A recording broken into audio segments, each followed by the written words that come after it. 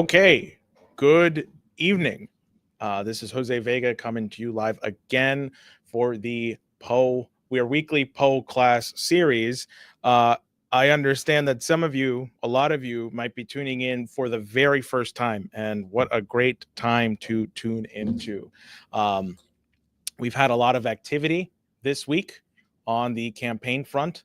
I don't need to tell all of you because all of you have been sending me the horrific things that my opponent has been saying and what he said on the Adam Friedland show.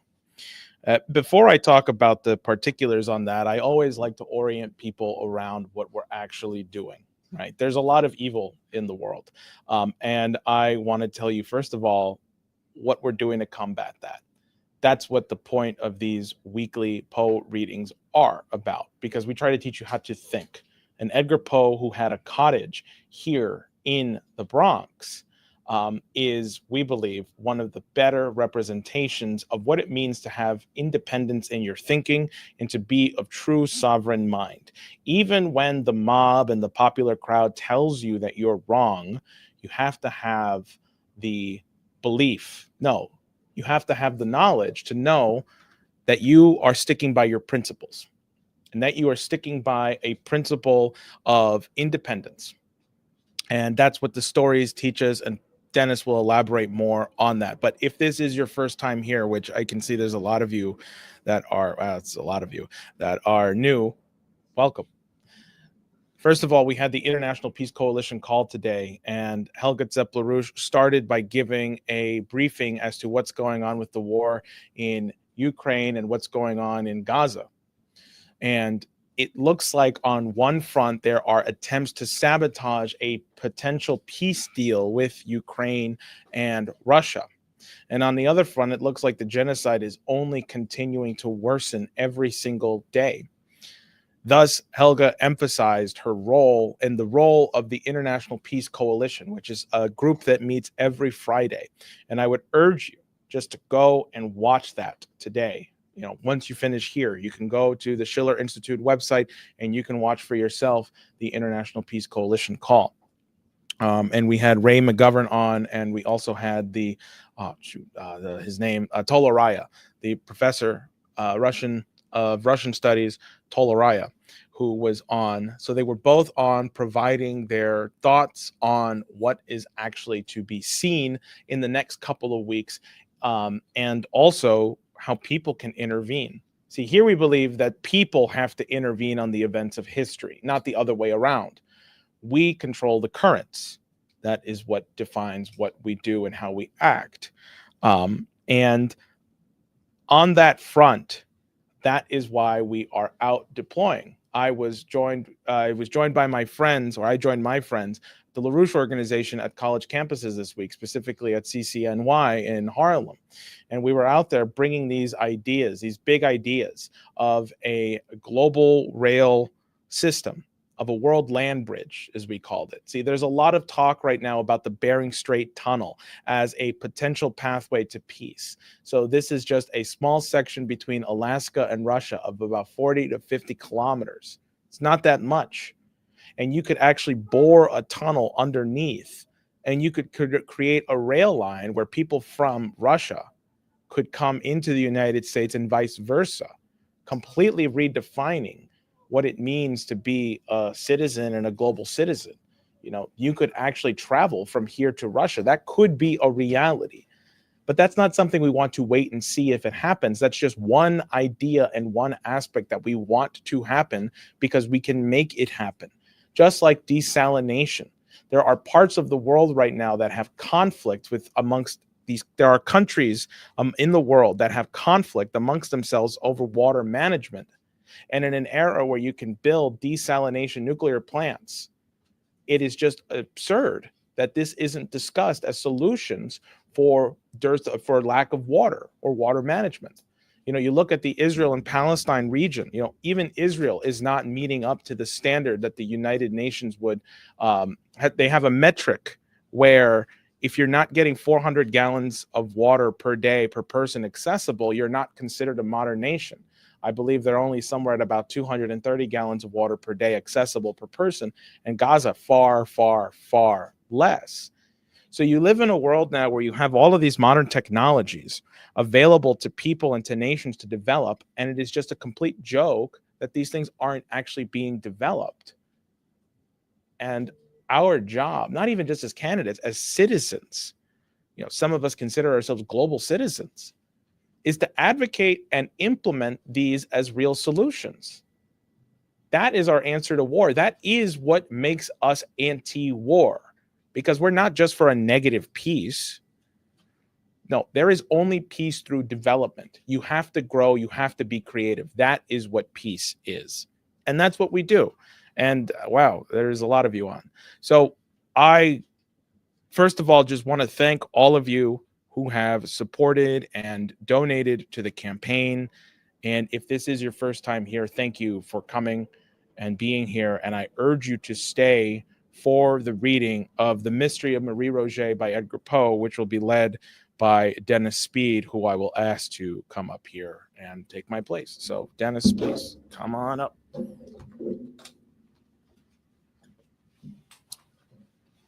Yeah, hi. For people who may be here for the first time, the way that this proceeds is that various people who are here in the room read sections of the story.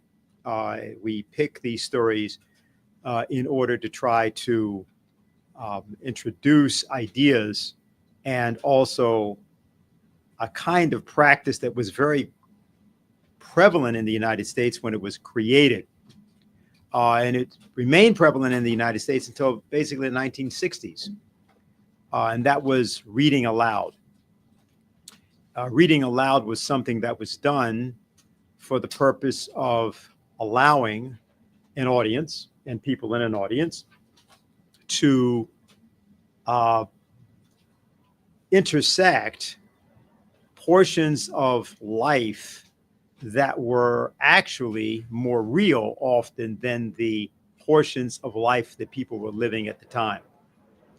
It's important to say that because as with right now, with this moment, in which there is a set of crimes being committed globally, particularly in the case of Gaza, which are said to be unprecedented or recurrence to an earlier period when it was said that these sorts of crimes would never be committed again. The fact that we are in that kind of a period can be deceptive. First of all, it's not true that the crimes of the Second World War of the 1940s, the crimes of the concentration camps and so on, have not been being committed prior to this moment in Gaza. That's a patent falsehood. Such crimes never left the planet after 1945, but they were merely suppressed to the consciousness of a lot of the people on the planet.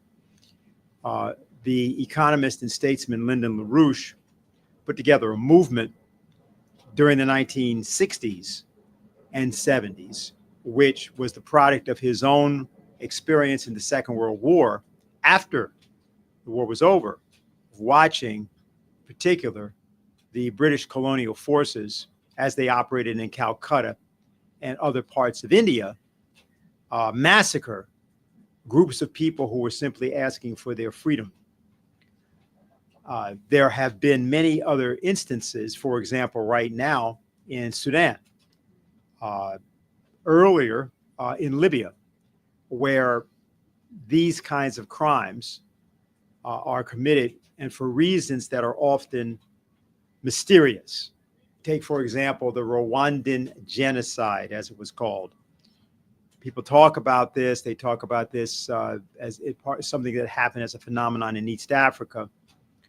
What they don't talk about was the double assassinations of the two heads of state, President Ndadaye and President Habyarimana, respectively, of Burundi and of Rwanda, who were both assassinated the same day, the same time, in the same airplane. And that from that was precipitated what are the events that are normally referred to as the Rwandan genocide. So that kind of thing is a mystery, or the death of the head of the United Nations, Dag Hammarskjöld, back in 1961, as he was attempting to intervene in Congo after the assassination of Patrice Lumumba. This is a mystery. No one knows exactly how he died. What is known is that there was an objection to the intervention that the United Nations attempted to make into Congo. There was an objection by Belgian mercenaries. There were objection by the nations, of Belgium, of the United States, of France, of Great Britain, and others. And although these objections were often not stated publicly, what we know is that Dag Hammarskjöld was in a plane crash, which is of suspicious nature, unsolved. Famous cases like the Kennedy assassination are the same sort of thing. In the case of Lyndon LaRouche, it's a great mystery in the United States. We find ourselves on the receiving end of that all the time. I've never heard of you guys. Oh, you've been doing this for how long? Your organization existed for what? He went to jail for what? How come we don't know about him? I've never seen anything that refers to him. Or, oh, I know who you guys are. I've followed you forever. But, it's really, really, really difficult to find other people who really know you or know much about you. Why are we a mystery? Were we walking around in the United States and doing things for decades, day after day? How come we're a mystery to people? The story, The Mystery of Marie Roget, which we're going to read, is a story that was written by Edgar Poe. And it was his way of solving a real murder that happened in New York. And what we're going to do is we're going to read the entire story. Now, here's why I would ask people to do this with us. In order to solve a mystery, it takes thought. In order to definitively understand truth, it takes thought. It takes concentration. It is not the case that one can usually, at least, make quick statements made in 100 words, 300 words, 500 words, which carry profound truth. You can perhaps sometimes do this in poetry. You can perhaps sometimes do this in oratory. But even when that's done, usually people don't understand the context. And if you then ask them to do the same thing themselves, they cannot reproduce it. They can't replicate it.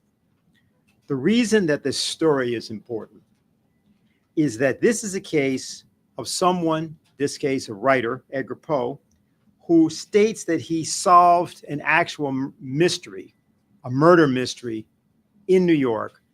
And he then wrote down in a story form how he solved that murder. So that's interesting because prior to this, it was written in 1842, and prior to this, in 1841, Poe had invented what is called today modern detective story. So this is a second story in which he's actually applying ideas to real life that he had discussed in his earlier story. And we would argue that many of Poe's stories are like that, but this one is explicitly that. Here's how this works. I want people to be prepared for what we're about to do so everybody understands what we're embarked on here.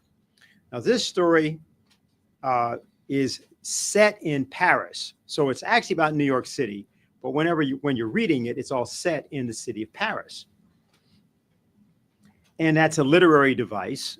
Poe has a detective named Auguste Dupin. And the story, the way it's structured, is that there's a person that tells us the story who would be sort of similar. For those of you who know the stories of Sherlock Holmes, this person is sort of similar to Dr. Watson. He's not, in other words, the person that's speaking usually is the person telling us the story. And there are usually three characters in the Poe stories, which are the genius Dupin, his friend, who is the narrator in the story, who is generally unnamed, and a prefect of police. And these three characters are often involved in a discussion, a dialogue. And it's through this dialogue that the story is told. So what we're going to do here is I'm going to read, before we start, a note that Poe wrote about what he did to discover this solution to the real murder. And then we're going to read through the entire story. Now, I want to let everybody know this will take us a bit of time, because of the way in which this is a recounting of how he solved murder. So here's what he says about it. He says, upon the original publication of this story, the footnotes now appended were considered unnecessary, but the lapse of several years since the tragedy upon which the tale is based renders it expedient to give them, and also to say a few words in explanation of the general design of the story. A young girl, Mary Cecilia Rogers, was murdered in the vicinity of New York. And although her death occasioned an intense and long-enduring excitement, the mystery attending it had remained unsolved at the period when the present paper, the present story, in other words, was written and published, which was in November of 1842. Herein, under the pretense of relating the fate of a Parisian grisette, which means a young working-class woman who wore a gray skirt. Grisette referred to the color of the skirt. They worked in things like the garment district and those kinds of lower kinds of employment. So he says, under the pretense of relating the fate of a Parisian grisette, the author has followed in minute detail the essential, while merely paralleling the inessential facts of the real murder of Mary Rogers. Thus, all argument founded upon the fiction is applicable to the truth, and the investigation of the truth was the object. The mystery of Marie Roget was composed at a distance from the scene of the atrocity, and with no other means of investigation than the newspapers afforded. Thus much escaped the writer, of which he could have availed himself had he been upon the spot and visited the localities. So Poe is saying to us, he wasn't there, he wasn't close by, all he had was newspaper accounts, and he therefore never had firsthand evidence or firsthand conversations. He says, it may not be improper to record, nevertheless, that the confessions of two persons, one of them, the Madame de Luc of the narrative, made at different periods long subsequent to the publication, confirmed in full not only the general conclusion, but absolutely all the chief hypothetical details by which that conclusion was attained. So what Poe is saying to us here is that after his story was published, two people gave confessions, and that these confessions confirmed the basic outline, and he says absolutely all of the chief hypothetical details by which that conclusion was attained. So that's what this story is claiming. And we want to just point this out because the reason we're reading it is because there are mysteries that we need to solve.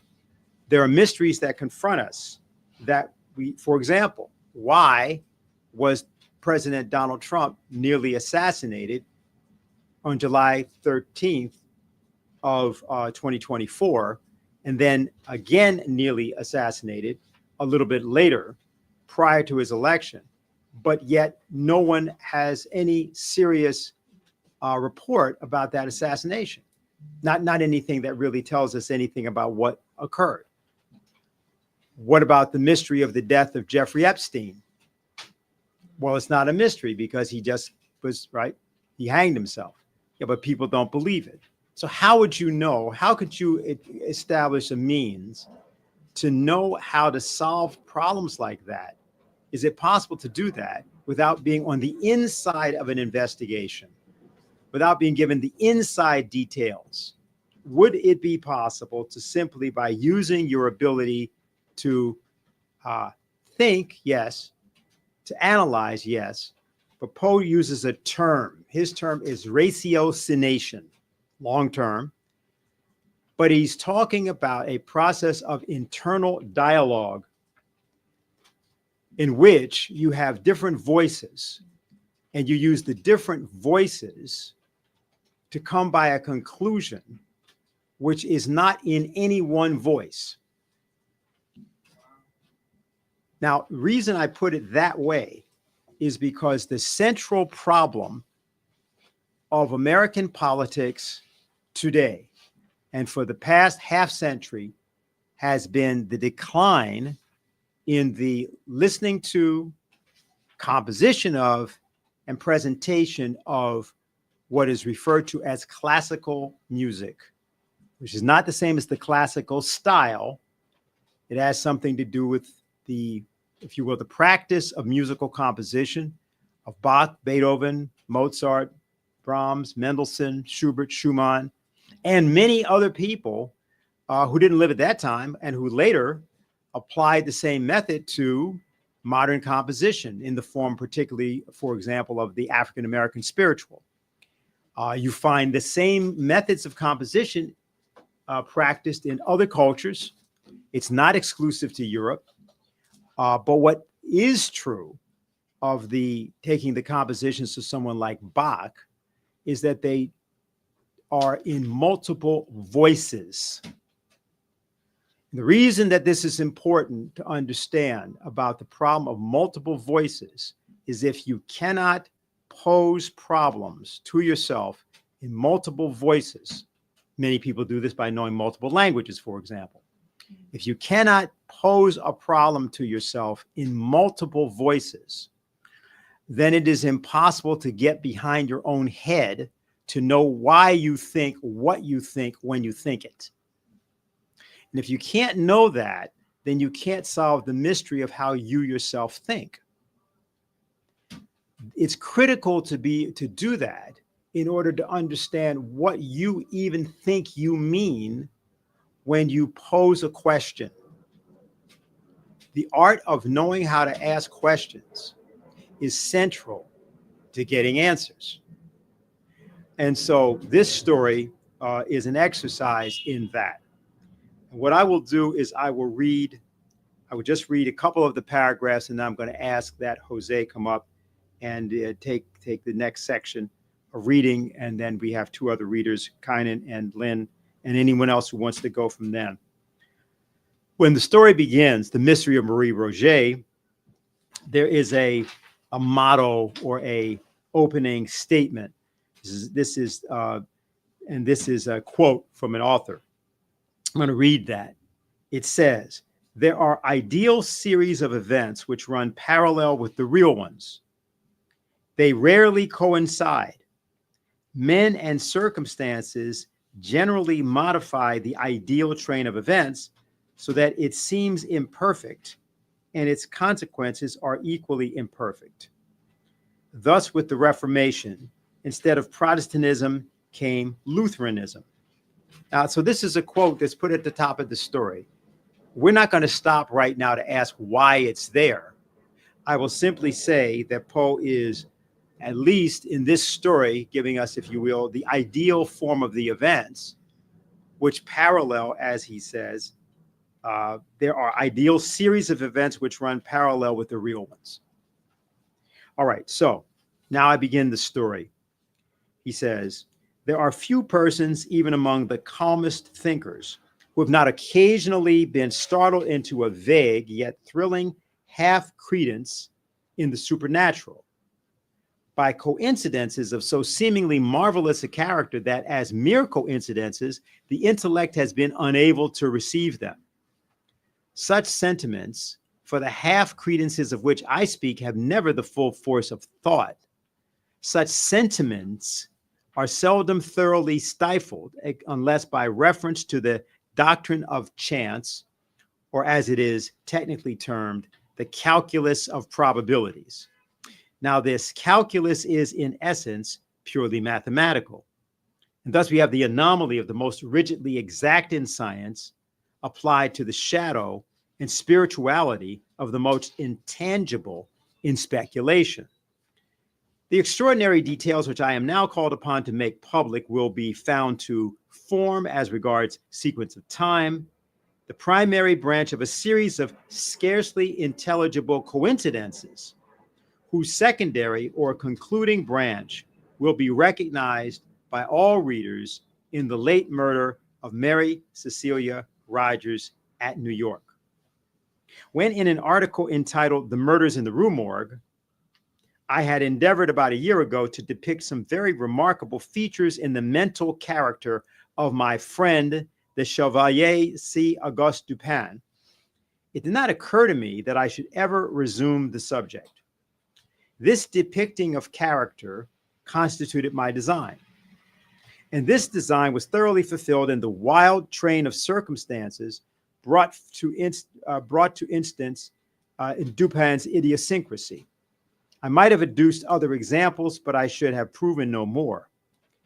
Late events, however, in their surprising development, have startled me into some farther details, which will carry with them the air of extorted confession. Hearing what I have lately heard, it would be indeed strange should I remain longer silent in regard to what I both heard and saw so long ago. Let me just ask, by the way, are we running this story so people are able to read it? We are. Okay. Let me simply say for people that are listening, if there is at any point any question about particular words or otherwise, we do have copies of the story that do explain some of those words and so on. Jose, what I'll do at this point is I think I'm going to have you begin. Okay. And you have your own copy? Okay, great.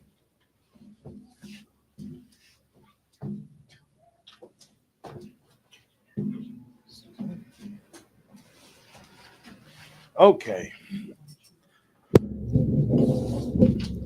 Upon the winding up of the tragedy involved in the deaths of Madame L'Espanaye and her daughter, the Chevalier dismissed the affair at once from his attention and relapsed into his old habits of moody reverie. Prone at all times to abstraction, I readily fell in love with his humor, and continuing to occupy our chambers in the Faubourg Saint-Germain, we gave the future to the winds and slumbered tranquilly in the present, weaving the dull world around us into dreams. But these dreams were not altogether uninterrupted. It may readily be supposed that the part played by my friend in the drama at the Rue Morgue had not failed of its impression upon the fancies of the Parisian police. With its emissaries, the name of Dupin had grown into a household word. The simple character of those inductions by which he had disentangled the mystery never having been explained even to the prefect or to any other individual than myself, of course, it is not surprising that the affair was regarded as little less than miraculous, or that the Chevalier's analytical abilities acquired for him the credit of intuition. His frankness would have led him to disabuse every inquirer of such prejudice, but his indolent humor forbade all farther agitation of a topic whose interest to himself had long ceased. It thus happened that he found himself the cynosure of the policial eyes, and the cases were not few in which attempt was made to engage his services at the prefecture. One of the most remarkable instances was that of the murder of a young girl named Marie Roget. This event occurred about 2 years after the atrocity in the Rue Morgue. Marie, whose Christian and family name will at once arrest attention from their resemblance to those of the unfortunate cigar girl, was the only daughter of the widow Estelle Roget. The father had died during the child's infancy, and from the period of his death until within 18 months before the assassination which forms the subject of our narrative, the mother and daughter had dwelt together in the Rue Pavée Saint-André. Madame there keeping a pension assisted by Marie. Affairs went on thus until the latter had attained her 22nd year, when her great beauty attracted the notice of a perfumer, who occupied one of the shops in the basement of the Palais Royal. and whose custom lay chiefly among the desperate adventurers infesting that neighborhood. Monsieur Leblanc was not aware of the advantages to be derived from the attendance of the fair Marie in his perfumery, and his liberal proposals were accepted eagerly by the girl, although with somewhat more of hesitation by Madame. Hold on a minute. Do you have the little notes that say what this really refers to? Let me check. Yes, I do. So the following foot. Let people know as you go. Now you can follow do it into a paragraph like you did, and then just tell them so they know. Okay, let me just. Sorry. The mother and daughter had dwelt together in the Rue Pavée, say Andre. Okay, hold on. Then let me just open that up in a new tab. Well, I can do it. It's in my book. You can just use the book. As mine just says the streets, like where they're. Well, it's actually Nassau Street. Nassau Street, yeah. Right. Okay. Please just say to people, this is actually New York. He's changing the names to France, and then he tells you which is where it is in New York. Right. So this is actually in New York, as Dennis said before we started the story, although he's changing the names. But that last thing that I had just read there, which the note is gone, sorry, it's just hard to keep track of where the footnotes were that I was just reading. The Rue Pavée Saint Andre is Nassau Street. Thank you. The Rue de Pav. Excuse me. Hold on. Sorry, I lost where I'm at. The Rue Pavée Saint Andre is actually Nassau Street. Thank you. Sorry. And for whoever else is going to come up here, I don't think we have the notes on it. They're at the end. Okay, good. Got it. That's all right. You can just so people should use my book because they're right at the bottom of the book. Okay. That's why a book is good. Here, take the book. It's easy. All right. Somebody else has to scroll the story because I'm scrolling the story here for. Okay, we can give it that to kind of. Great. I like your book note. It's very nice. All right. Where was I? The anticipations, right? The anticipations of the shopkeeper were realized, and his room soon became notorious through the charms of the sprightly grisette. She had been in his employ about a year when her admirers were thrown into confusion by her sudden disappearance from the shop. Monsieur Leblanc was unable to account for her absence, and Madame Roget was distracted with anxiety and terror. The public papers immediately took up the theme, and the police were upon the point of making serious investigations when, one fine morning, after the lapse of a week, Marie, in good health, but with a somewhat saddened air, made her reappearance at her usual counter in the parfumerie. All inquiry, except that of a private character, was of course immediately hushed. Monsieur Leblanc professed total ignorance as before. Marie, with Madame, replied to all questions that the last week had been spent at the house of a relation in the country. Thus the affair died away and was generally forgotten, for the girl, ostensibly to relieve herself from the impertinence of curiosity, soon bade a final adieu to the perfumer, and sought the shelter of her mother's residence in the Rue Pavée Saint Andre, or Nassau Street. It was about 5 months after this return home that her friends were alarmed by her sudden disappearance for the second time. 3 days elapsed and nothing was heard of her. On the 4th, her corpse was found floating in the Seine, or the Seine, which is actually the Hudson, near the shore, which is opposite the quartier of the Rue Saint Andre, and at a point not very far distant from the secluded neighborhood of the Barrière du Roulette, which is actually Weehawken. The atrocity of this murder, for it was at once evident that murder had been committed, the youth and beauty of the victim, and above all her previous notoriety, conspired to produce intense excitement in the minds of the sensitive Parisians. I can call to mind no similar occurrence producing so general and so intense an effect. For several weeks, in the discussing of this one absorbing theme, even the momentous political topics of the day were forgotten. The prefect made unusual exertions, and the powers of the whole Parisian police were, of course, tasked to the utmost extent. Upon the first discovery of the corpse, it was not supposed that the murderer would be able to elude, for more than a very brief period, the inquisition which was immediately set on foot. It was not until the expiration of a week that it was deemed necessary to offer a reward.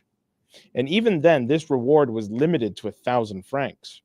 In the meantime, the investigation proceeded with vigor, if not always with judgment, and numerous individuals were examined to no purpose, while owing to the continual absence of all clue to the mystery, the popular excitement became greatly increased.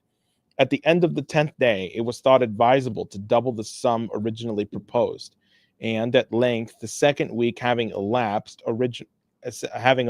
without leading to any discoveries, and the prejudice which always exists in Paris against the police having given vent to itself in several serious émeutes or riots, the prefect took it upon himself to offer the sum of 20,000 francs for the conviction of the assassin, or, if more than one should prove to have been implicated, for the conviction of any one of the assassins. In the proclamation setting forth this reward, a full pardon was promised to any accomplice who should come forward in evidence against his fellow. And to the whole was appended, wherever it appeared, the private placard of a committee of citizens offering 10,000 francs in addition to the amount proposed by the prefecture. The entire reward thus stood at no less than 30,000 francs, which will be regarded as an extraordinary sum when we consider the humble condition of the girl and the great frequency in large cities of such atrocities as the one described. Should I keep going? Do a couple more paragraphs and then we'll have time to go. No one doubted now that the mystery of this murder would be immediately brought to light. But although, in one or two instances, arrests were made which promised elucidation, yet nothing was elicited which could implicate the parties suspected, and they were discharged forthwith. Strange as it may appear, the third week from the discovery of the body had passed, and passed without any light being thrown upon the subject, before even a rumor of the events which had so agitated the public mind reached the ears of Dupin and myself. Engaged in researches which had absorbed our whole attention, it had been nearly a month since either of us had gone abroad or received a visitor, or more than glanced at the leading political articles in one of the daily papers. The first intelligence of the murder was brought us by G. In person, he called upon us early in the afternoon of the 13th of July, 18 He called upon us early in the afternoon of the 13th of July, 18, and remained with us until late in the night. He had been piqued by the failure of all his endeavors to ferret out the assassins. His reputation, so he said with a peculiarly Parisian air, was at stake. Even his honor was concerned. The eyes of the public were upon him, and there was really no sacrifice which he could not be willing to make for the development of the mystery. He concluded a somewhat droll speech with a compliment upon which he was pleased to term the tact of Dupin, and made him a direct and certainly a liberal proposition, the precise nature of which I do not feel myself at liberty to disclose, but which has no bearing upon the proper subject of my narrative. Okay, why don't you stop there?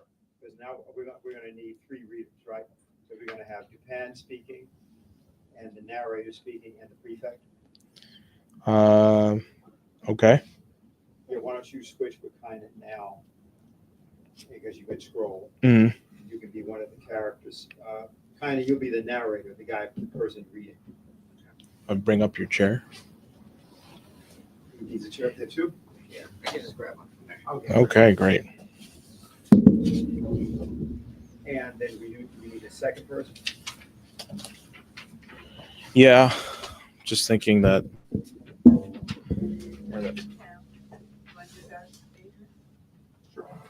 Great. He doesn't have to move. He just doesn't be loud. He's only going to get a couple of lines. Okay. You're here at the compliment, my friend. And then I'll take this.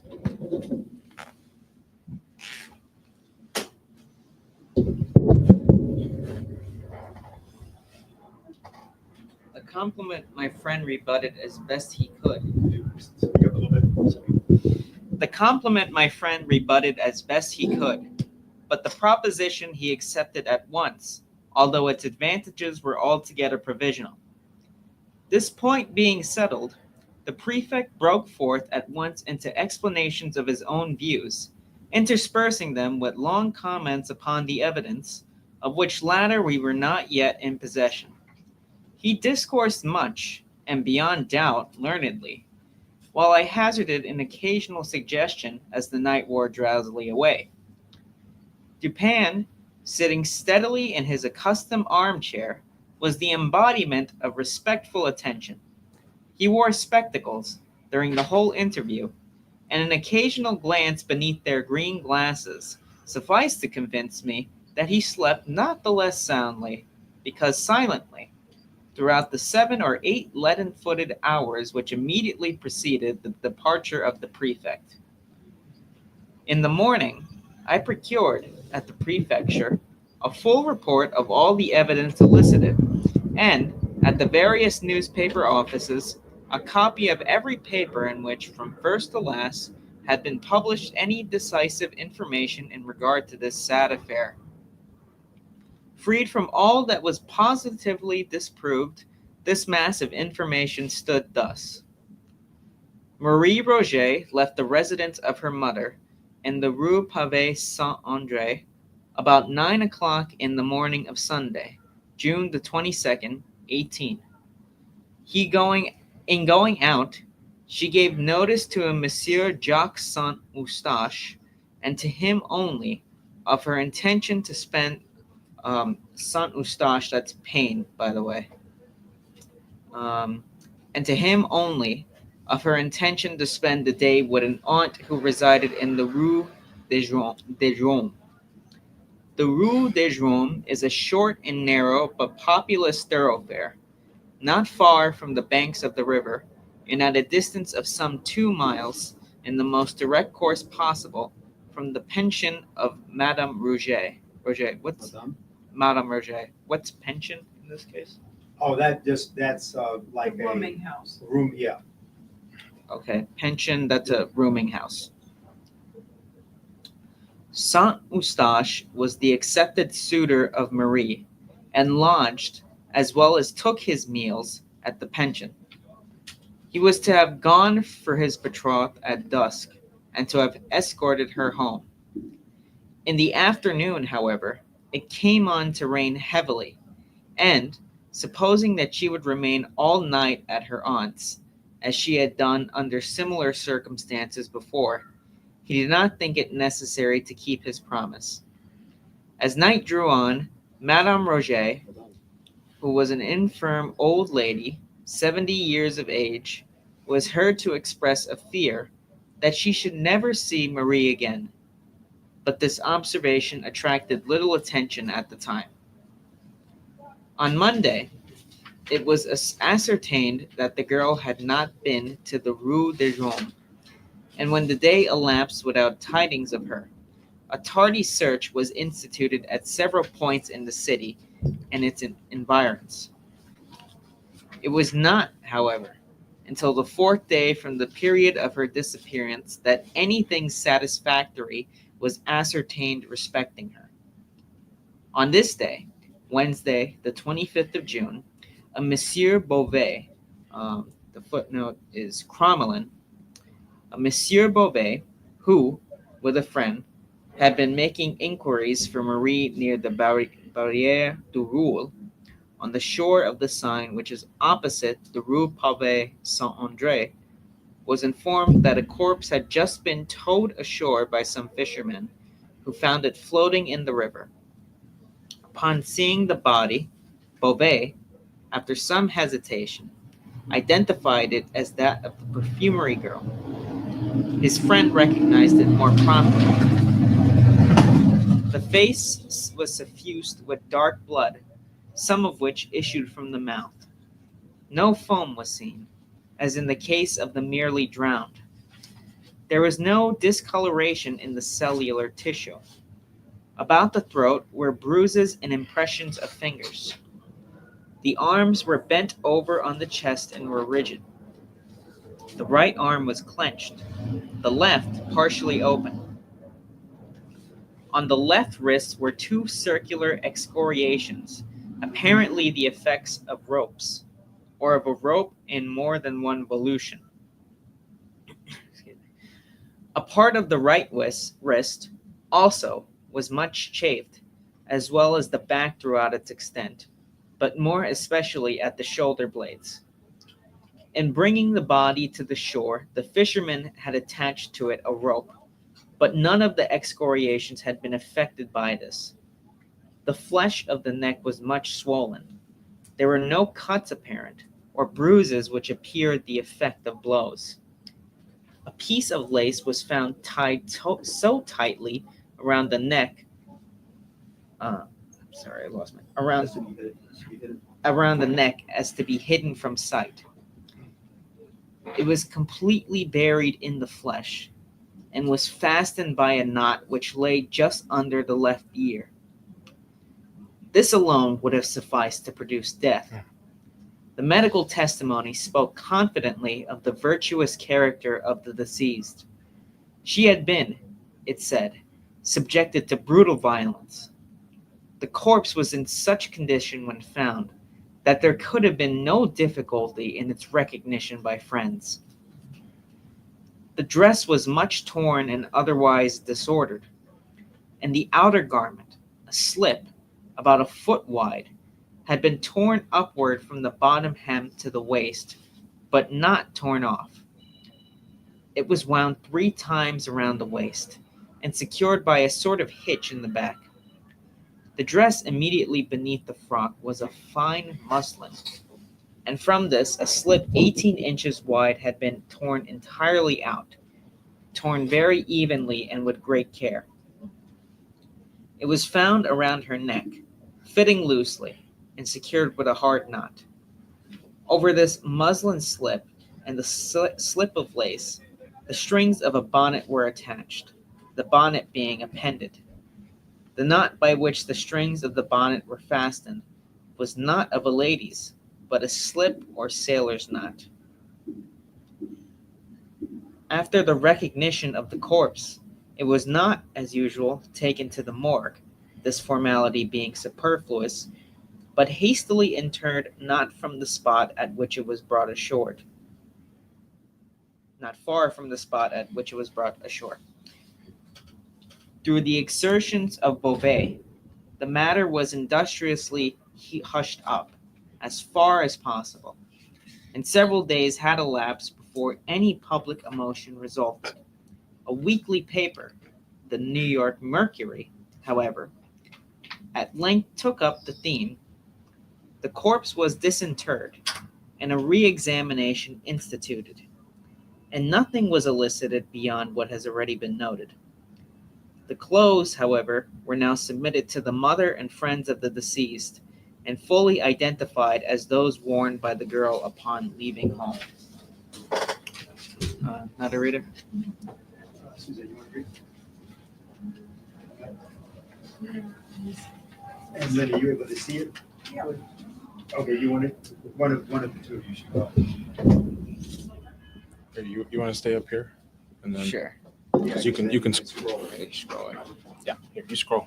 Give her the Oh, you're gonna give me the book? Yes. Yeah, see which one you see more easily.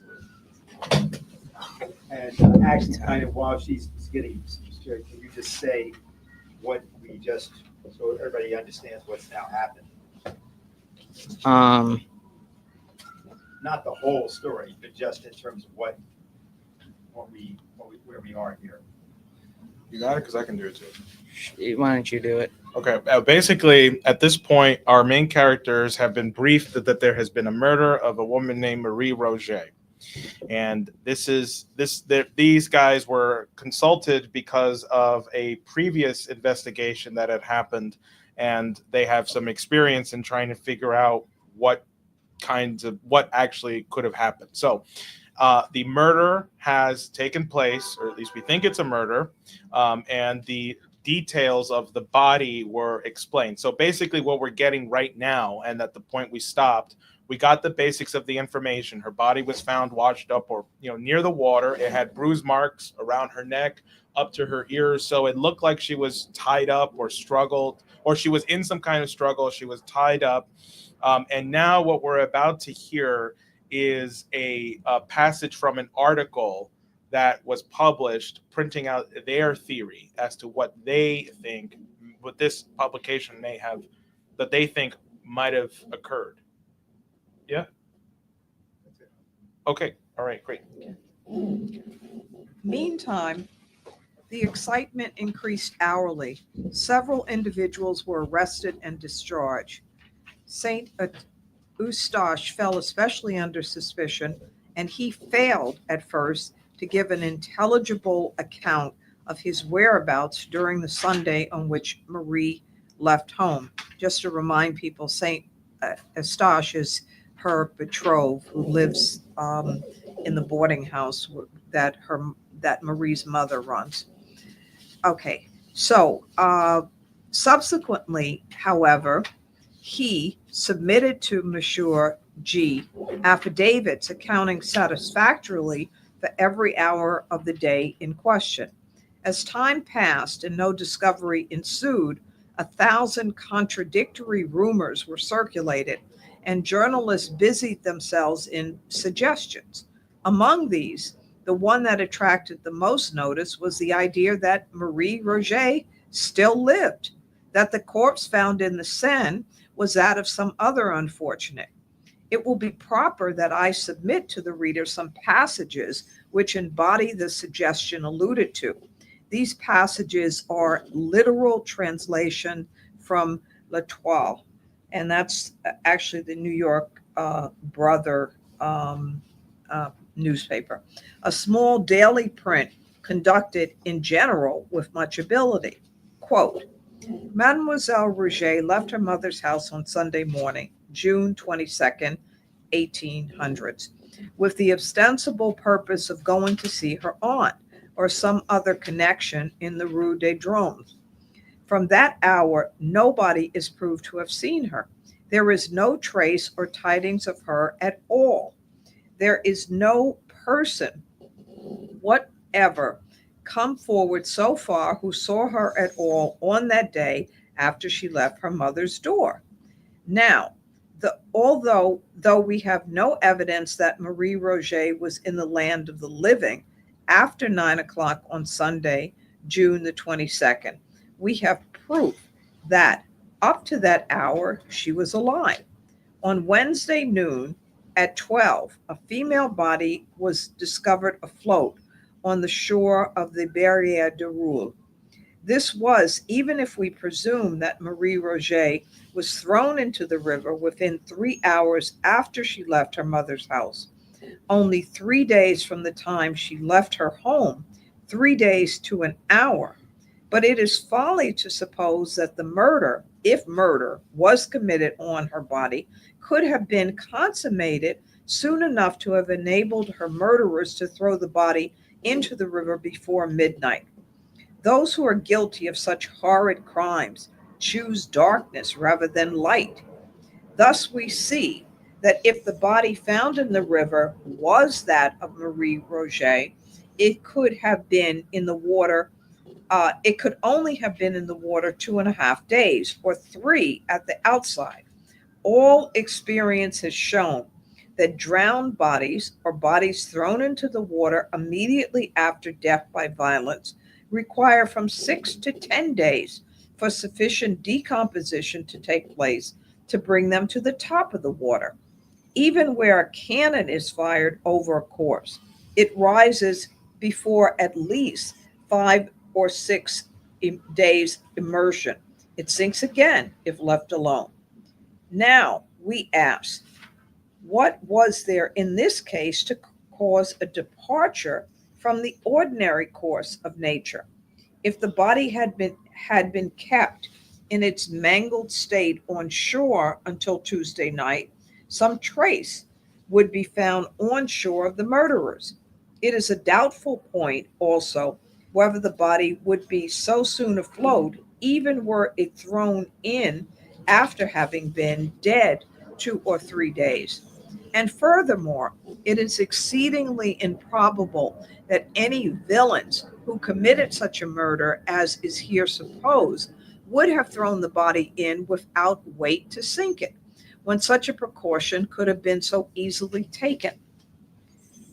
End quote. The editor here proceeds to argue that the body must have been in the water not only 3 days merely, but at least 5 times 3 days, because it was so far decomposed that Beauvais had great difficulty in recognizing it. This latter point, however, was fully disproved. We continue our translation. Quote, what then are the facts on which Monsieur Beauvais says that he has no doubt that the body was that of Marie Roget? He ripped up the gown sleeve and says he found marks that satisfied him of the identity. The general public supposed those marks to have consisted of some description of scars. He rubbed the arm and he found hair upon it, something as indefinite, we think, as can readily be imagined, and as little conclusive as finding an arm in a sleeve.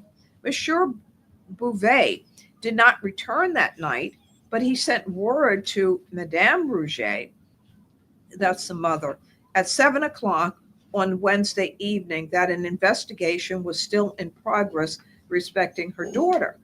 If we allow that Madame Roget, from her age and grief, could not go over, which is allowing a great deal, there certainly must have been someone who would have thought it worthwhile to go over and attend the investigation if they thought the body was that of Marie. Nobody went over. There was nothing said or heard about the matter in the Rue Pavie Saint-André that reached even the occupants of the same building. Monsieur Saint Eustache, the lover and intended husband of Marie, who boarded in her mother's house, deposes that he did not hear of the discovery of the body of his intended until the next morning, when Monsieur Beauvais came to his chamber and told him of it. For an item of news like this, it strikes us as it was very coolly received, unquote. In this way, the journal endeavored to create the impression of an apathy on the part of the relatives of Marie, inconsistent with the supposition that these relatives believed the corpse to be hers. Its insinuation amounts to this, that Marie, with the connivance of her friends, had absented herself from the cities for reasons involving a charge against her chastity, and that these friends, upon the discovery of the corpse in the Seine, somewhat resembling that of the girl, had availed themselves of the opportunity to impress the public with the belief of her death. But the L'Etoile was again over hasty. It was distinctly proved that no apathy, such as was imagined, existed, that the old lady was exceedingly feeble, and so agitated as to be unable to attend any duty, that Saint Eustache, so far from receiving the news coolly, was distracted with grief and bore himself so frantically that Monsieur Beauvais prevailed upon a friend and relative to take charge of him and prevent his attending the examination of the disinterment. Moreover, although it is stated by L'Etoile that the corpse was reinterred at the public expense, that an advantageous offer of private sepulchre was absolutely denied by the family, and that no member of the family attended the ceremonial. Although I say all this was asserted by L'Etoile in furtherance of the impression it designed to convey, yet all this was satisfactorily disproved. In a subsequent number of the paper, an attempt was made to throw suspicion upon Bouvet himself. The editor says, quote, "Now then, a change comes over the matter. We are told that on one occasion, while at Madame B, while a Madame B was at Madame Rouget's house, Monsieur Bouvet, who was going out, told her that a gendarme, that's a police officer, was expected there, and that she, Madame B, must not say anything to the gendarme until he returned, and let the matters be for him. In the present posture of affairs, Monsieur Bouvet appears to have the whole matter locked up in his head. A single step cannot be taken without Monsieur Bouvet, for go which way you will run against him. For some reason, he determined that nobody shall have anything to do with the proceedings but himself, and he has elbowed the male relatives out of the way according to their representations in a very singular manner. He seems to have been very much averse to permitting the relatives to see the body." Unquote. Some color was given to the suspicion thus thrown upon Bouvet by the following fact. A visitor at his office a few days prior to the girl's disappearance, and during the absence of the occupant, had observed a rose in the keyhole of the door and the name Marie inscribed upon a slate which hung near at hand. The general impression, so far as we were enabled to glean it from the newspapers, seemed to be that Marie had been the victim of a gang of desperados, and that by these she had been borne across the river, maltreated and murdered. Le Commercial, however, a print of extensive influence, was earnest in combating this popular idea. I quote a passage from two of its columns. Quote, "We are persuaded that the pursuit has heretofore been on a false sense, so far as it has been directed to the Barrière du Roule. It is impossible that a person so well known to thousands as this young woman was should have passed 3 blocks without someone having seen her, and anyone who saw her would have remembered it, for she interested all who knew her. It was when the streets were full of people when she went out. It is impossible that she had gone to the Barrière du Roule or to the Rue des Drômes without being recognized by a dozen persons. Yet no one has come forward who saw her outside of her mother's door, and there is no evidence except the testimony concerning her express intention that she did go out at all. Her gown was torn, bound round her, and tied, and by that the body was carried as a bundle. If the murder had been committed at the Barrière du Roule, there would have been no necessity for such an arrangement. The fact that the body was found floating near the Barrière is no proof as to where it was thrown into the water. A piece of one of the unfortunate girl's petticoats, 2 feet long and 1 foot wide, was torn out and tied under her chin around the back of her head, and probably to prevent screams. This was done by fellows who had no pocket handkerchief. Okay, Okay. so how many different theories do we now have of how this woman died? Yeah. Let's just go through these. So everybody who's here listening to it knows how many different things are being said. Well, one is that it's not her at all. It's all made up by the family because she was in a bad way, as they say, and had to be removed. And it was just, That she may have been pregnant. yeah, she may have been pregnant. And so they were just making it up because they weren't that interested that she died, but that was disproven. The second is this Saint Eustache, But that he did it. yeah, that he did it.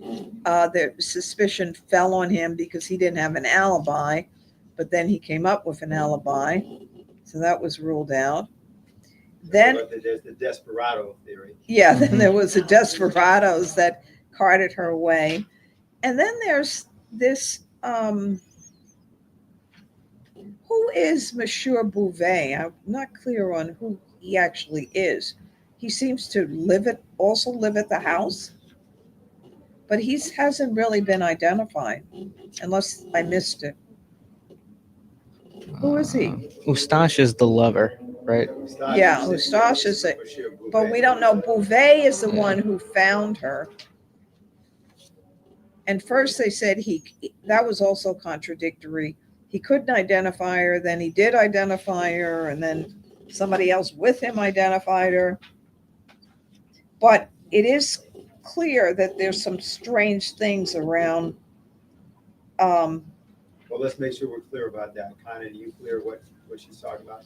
Yeah. The person that finds the body in the first place. Right. And then at some point he's preventing the other people in the family from talking to the gendarme, right? Right. Says don't talk to you until you get back. Yeah, Yeah, which is weird. That's Yeah. alleged. Yeah, right. He also buries her immediately without, and then he doesn't tell anybody. He doesn't tell his mother, the mother, or the intended, the boyfriend, That he's buried. that they've even found her. Right. All right. They had to disinter her. Right. All right. The main thing is to just make sure that we know all of the different stories. We just make the what's supposedly going on here. Right, and then there's this strange allegation about couldn't have been her because the body rose and it wouldn't have. Should have been it. And all It wouldn't these are be in floating. the newspaper, right? Yeah. Different publications are saying different things. Yeah. Okay. Okay. So.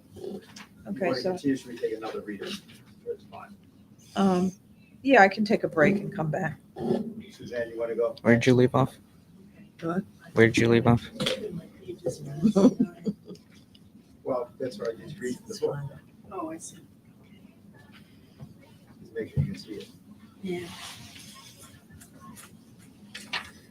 I'm just Okay, finding.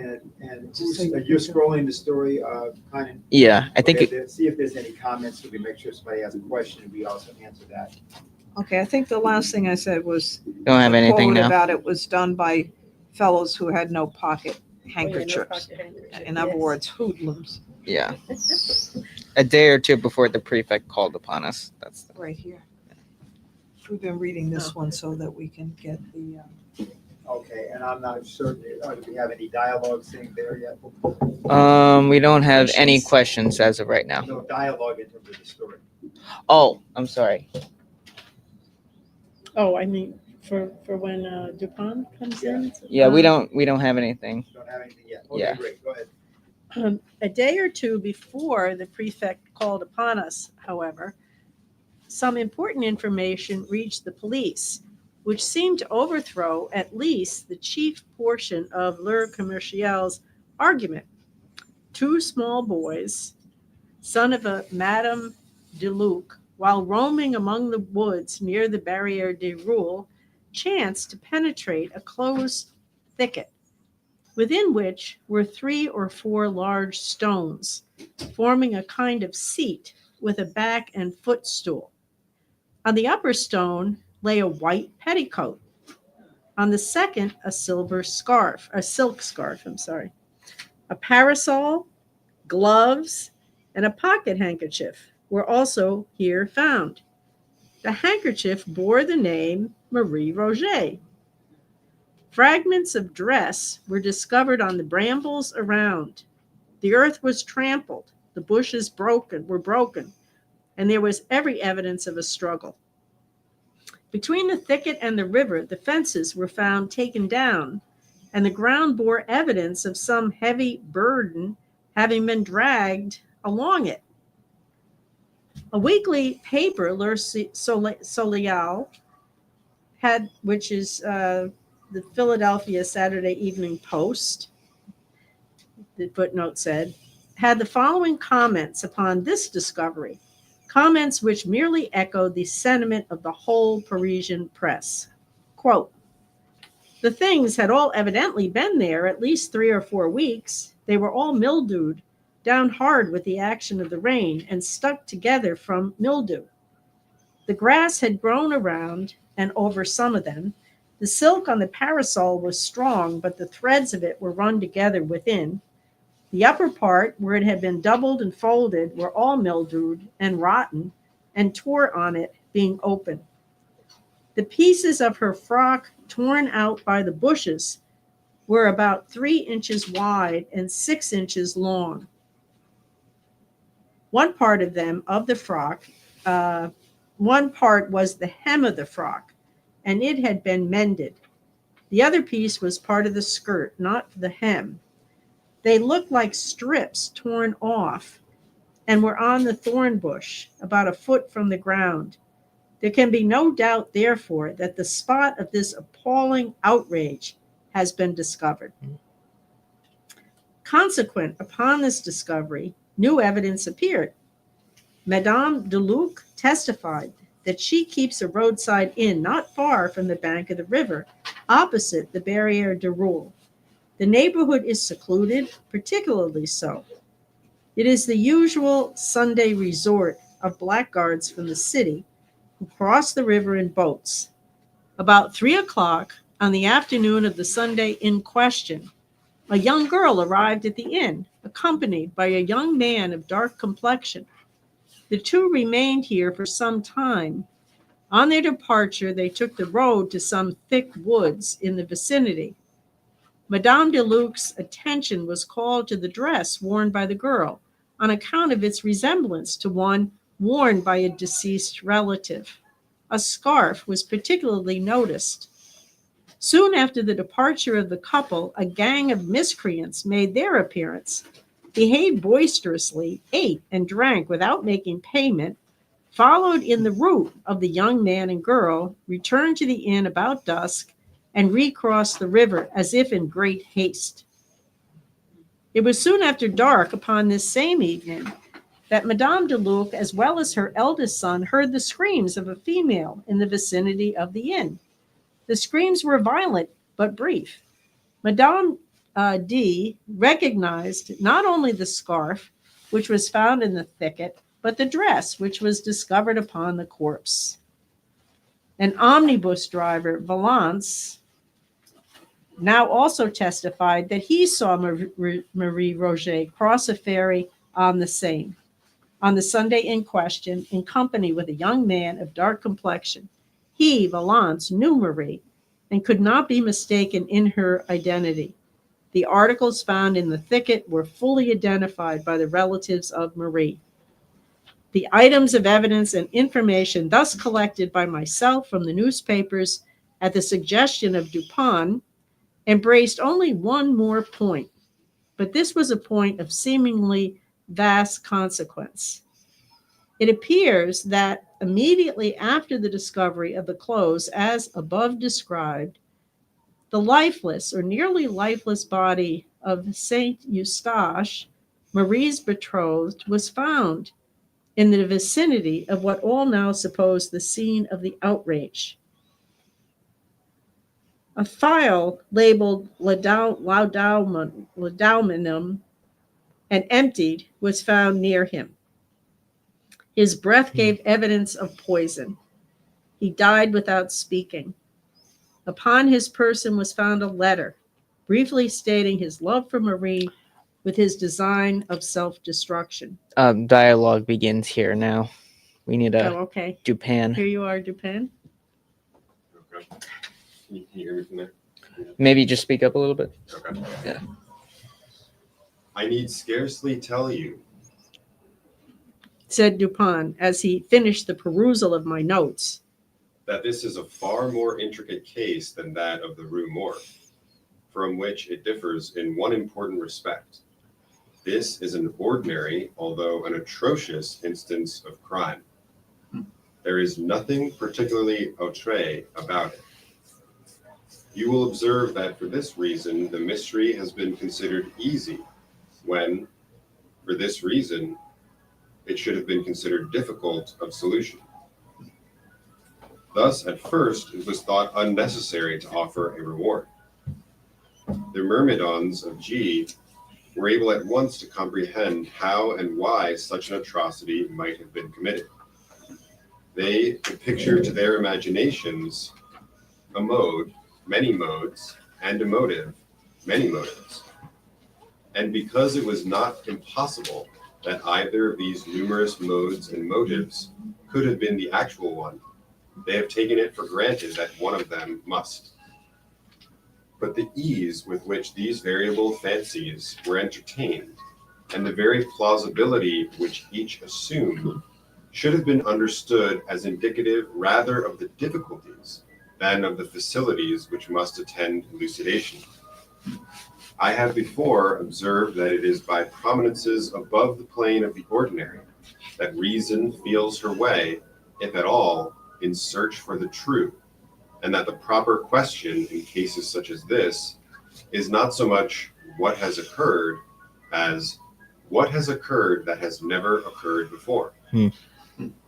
In the investigations at the house of Madame L'Espanaye, the agents of G were discouraged and confounded by that very usualness which, to a properly regulated intellect, unusualness, thank you, by that very unusualness which, to a properly regulated intellect, would have afforded the surest omen of success.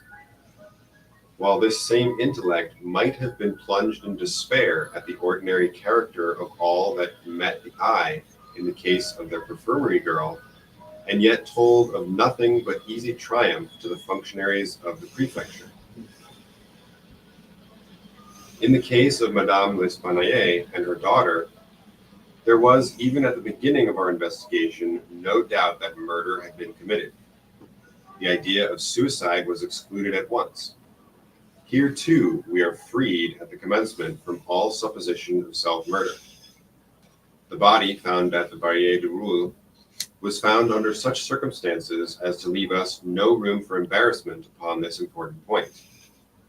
But it has been suggested that the corpse discovered is not that of the Marie Roget, for the conviction of whose assassin or assassins the reward is offered, and respecting whom solely our agreement has been arranged with the prefect.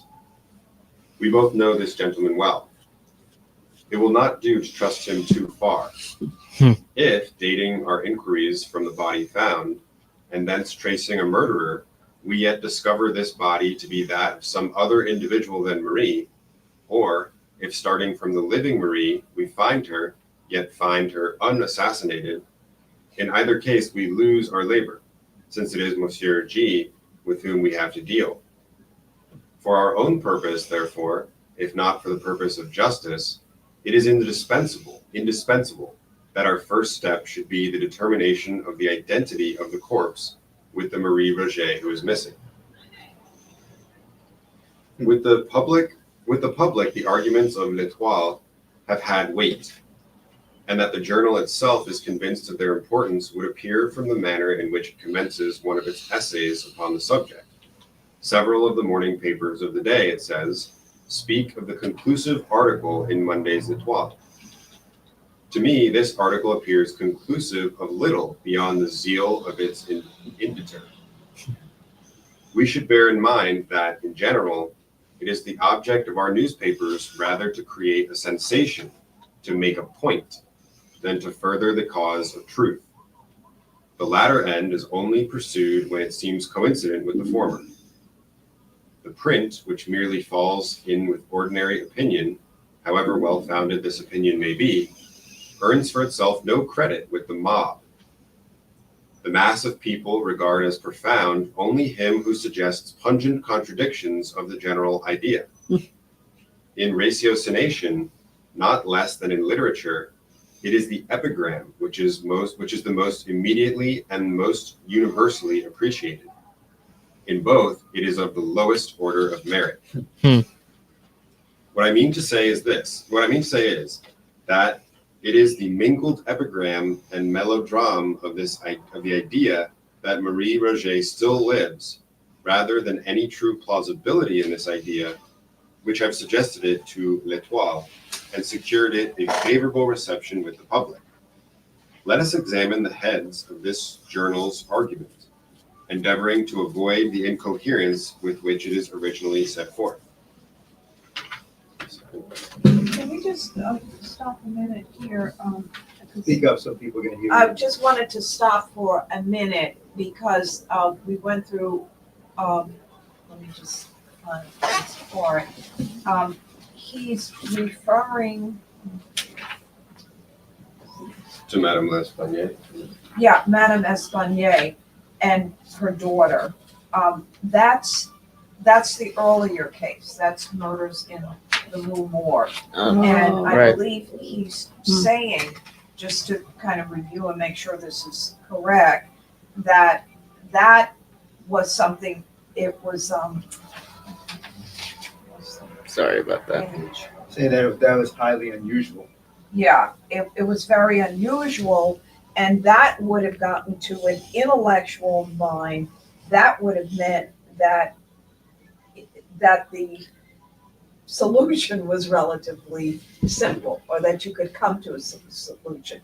He said in the case of Marie Roget, the circumstances were not unusual, they were ordinary. So that to the usual or the non-intellect will absolutely confound them, precisely because it's so simple. And that's actually very interesting, because that's often the case in detective stories or in things that are simple, like the truth is right, it's hidden in the open, like the Purloin letter or the Pike statue. It's there. So that's just it. That's a very interesting point, because it's the opposite of what you would tend to think. That's why they thought they could solve the crime right away. That's why they offered the reward. That's why they were saying they didn't think it would take more than a few days to solve it. Mm.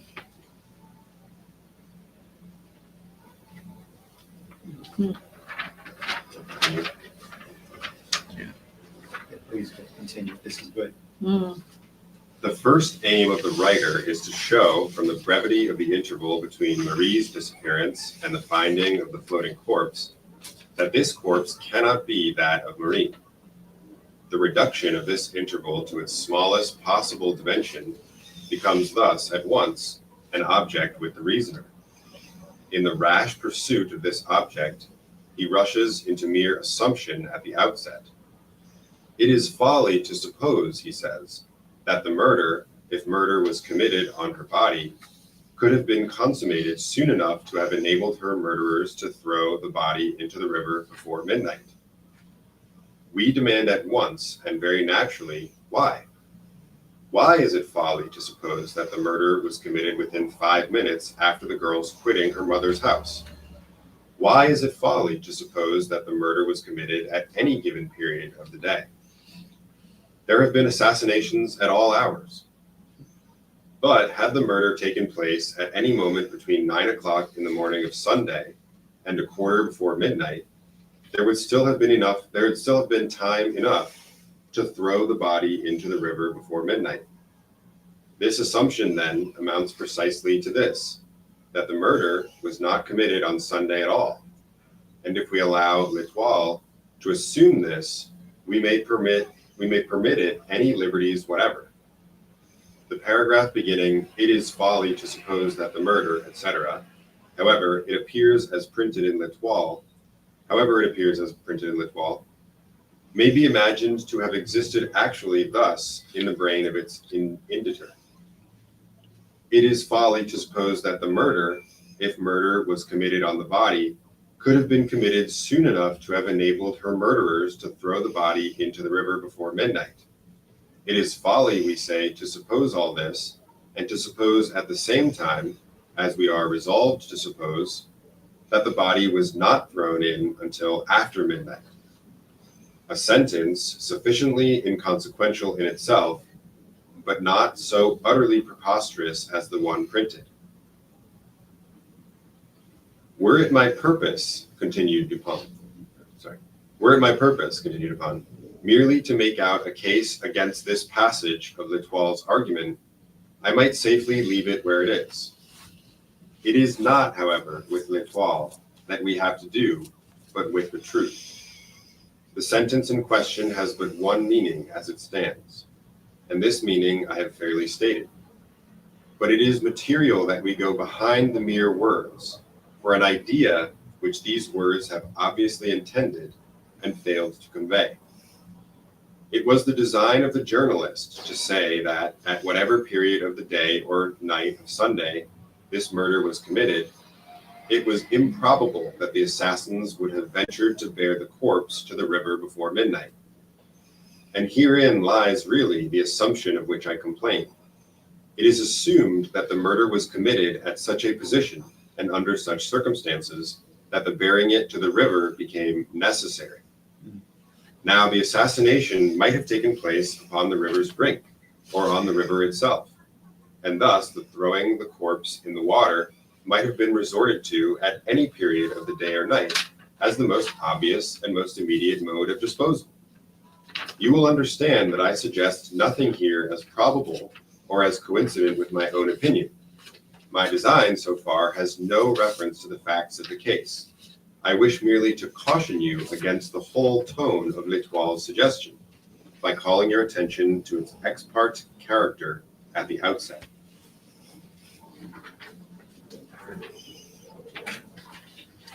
Having prescribed thus a limit to suit its own preconceived notions, having assumed that if this were the body of Marie, it could have been in the water but a very brief time, the journal goes on to say, all experience has shown that drowned bodies or bodies thrown into the water immediately after death by violence require from 6 to 10 days for sufficient decomposition to take place to bring them to the top of the water. Even when a cannon is fired over a corpse and it rises before at least 5 or 6 days immersion, it sinks again if let alone. These assertions have been tacitly received by every paper in Paris with the exception of Le Moniteur.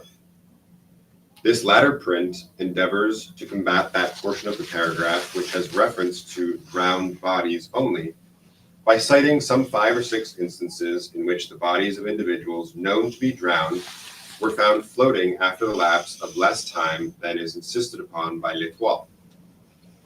But there is something excessively unphilosophical in the attempt on the part of Le Moniteur to rebut the general assertion of L'Etoile by a citation of particular instances militating against that assertion. Had it been possible to adduce 50 instead of 5 examples of bodies found floating at the end of 2 or 3 days, these 50 examples could still have been properly regarded only as exceptions to L'Etoile's rule, until such time as the rule itself should be confuted. Admitting the rule, and this Le Moniteur does not deny, insisting merely upon its exceptions, the argument of L'Etoile is suffered to remain in full force. For this argument does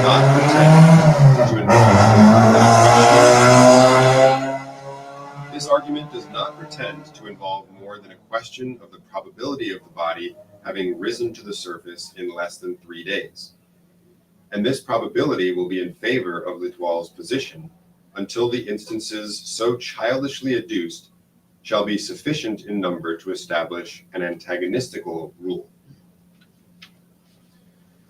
You will see at once that all argument upon this head should be urged, if at all, against the rule itself. And for this end, we must examine the rationale of the rule. Now, the human body, in general, is neither much lighter nor much heavier than the water of the same. That is to say, the specific gravity of the human body, in its natural condition, is about equal to the bulk of fresh water which it displaces. The bodies of fat and fleshy persons, with small bones, and of women generally, are lighter than those of the lean and large-boned and of men. And the specific gravity of the water of a river is somewhat influenced by the presence of the tide from sea. But leaving this tide out of question, it may be said that very few human bodies will sink at all, even in fresh water of their own accord. Almost anyone falling into a river will be enabled to float, if he suffer the specific gravity of the water fairly to be adduced in comparison with his own. That is to say, if he suffer his whole person to be immersed with as little exception as possible. The proper position for one who cannot swim is the upright position of the walker on land, with the head thrown fully back and immersed, the mouth and nostrils alone remaining above the surface. Thus circumstanced, we shall find that we float without difficulty and without exertion. It is evident, however, that the gravities of the body and of the bulk of water displaced are very nicely balanced, and that a trifle will cause either to preponderate. An arm, for instance, uplifted from the water, and thus deprived of its support, is an additional weight sufficient to immense the whole head, while the accidental aid of the smallest piece of timber will enable us to elevate the head so as to look about. Now, in the struggles of one unused to swimming, the arms are invariably thrown upwards, while an attempt is made to keep the head in its usual perpendicular position. The result is the immersion of the mouth and nostrils, and the inception, during efforts to breathe while beneath the surface, of water into the lungs. Much is also received into the stomach, and the whole body becomes heavier by the difference between the weight of the air originally distending these cavities and that of the fluid which now fills them. This difference is sufficient to cause the body to sink as a general rule, but is insufficient in the cases of individuals with small bones and an abnormal quantity of flaccid or fatty matter. Such individuals float even after drowning. The corpse, being supposed at the bottom of the river, will there remain until, by some means, its specific gravity again becomes less than that of the bulk of water which it displaces. This effect is brought about by decomposition or otherwise.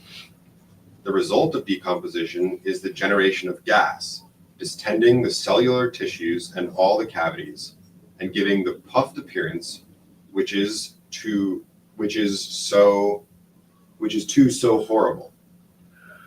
Giving the puffed appearance which is so horrible. When this distension has so far progressed that the bulk of the corpse is materially increased without a corresponding increase of mass or weight, its specific gravity becomes less than that of the water displaced, and it forthwith makes its appearance at the surface. But decomposition is modified by innumerable circumstances, is hastened or retarded by innumerable agencies.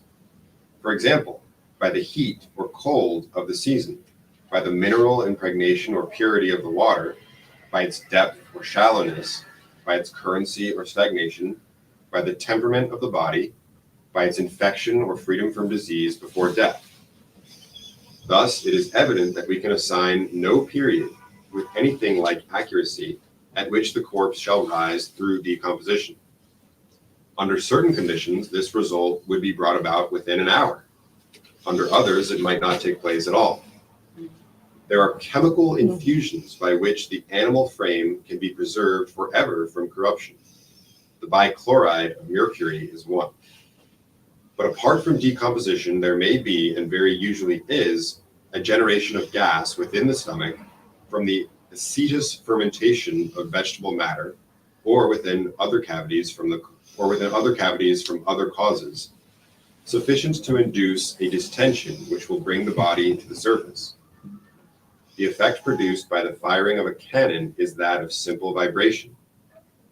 This may either loosen the corpse from the soft mud or ooze in which it is embedded, thus permitting it to rise when other agencies have already prepared it for so doing, or it may overcome the tenacity of some putrescent portions of the cellular tissue, allowing the cavities to distend under the influence of the gas.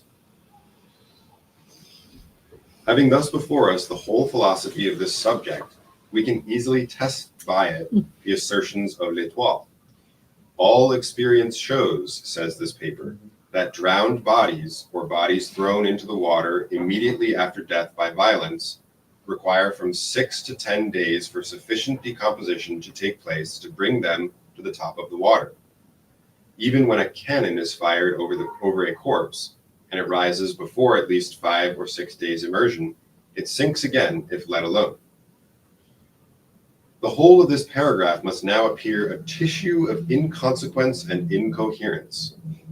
All experience does not show that drowned bodies require from 6 to 10 days for sufficient decomposition to take place to bring them to the surface.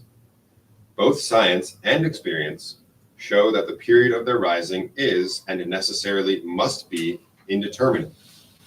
If, moreover, a body has risen to the surface through firing of cannon, it will not sink again, if let alone, until decomposition has so far progressed as to permit the escape of the generated gas. But I wish to call your attention to the distinction which is made between drowned bodies and bodies thrown into the water immediately after death by violence. Although the writer admits the distinction, he yet includes them all in the same category. I have shown how it is that the body of a drowning man becomes specifically heavier than its bulk of water, and that he would not sink at all except for the struggles by which he elevates his arms above the surface and his gasps for breath, while beneath the surface, gasps which supply by water the place of the original air in the lungs. But these struggles and these gasps would not occur in the body thrown into the water immediately after death by violence. Thus, in the latter instance, the body, as a general rule, would not sink at all, a fact of which L'Etoile is evidently ignorant.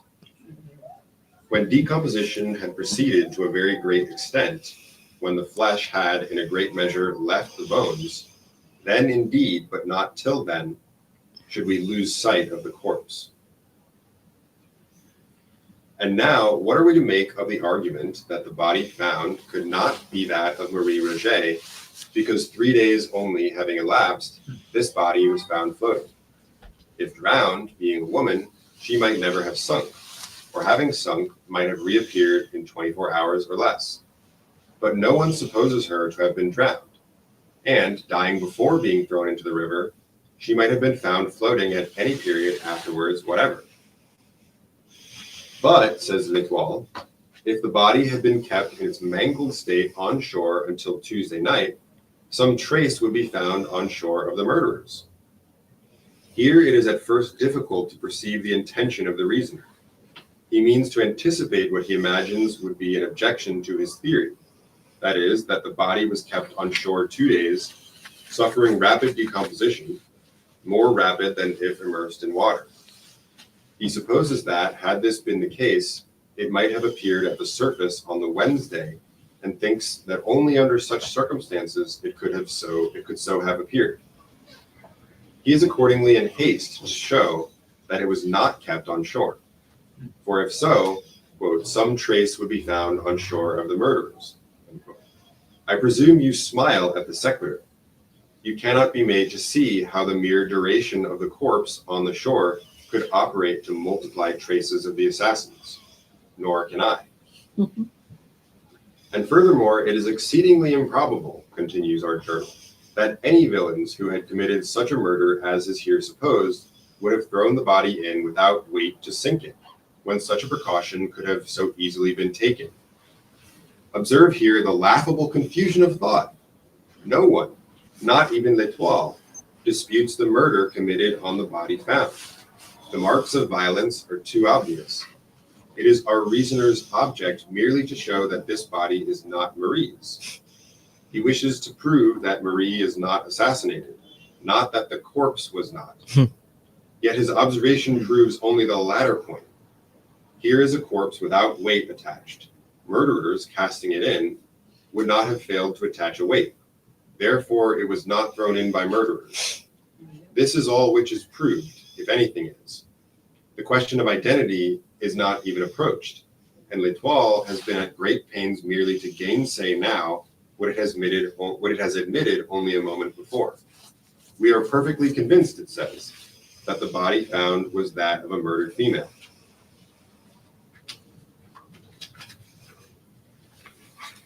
Nor is this the sole instance, even in this division of his subject, where our reasoner unwittingly reasons against himself. His evident object, I have already said, is to reduce, as much as possible, the interval between Marie's disappearance and the finding of the corpse.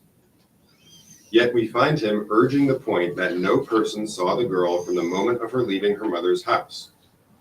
We have no evidence, he says, that Marie Roget was in the land of the living after 9 o'clock on Sunday, June the 22nd. As his argument is obviously an ex parte one, he should at least have left this matter out of sight.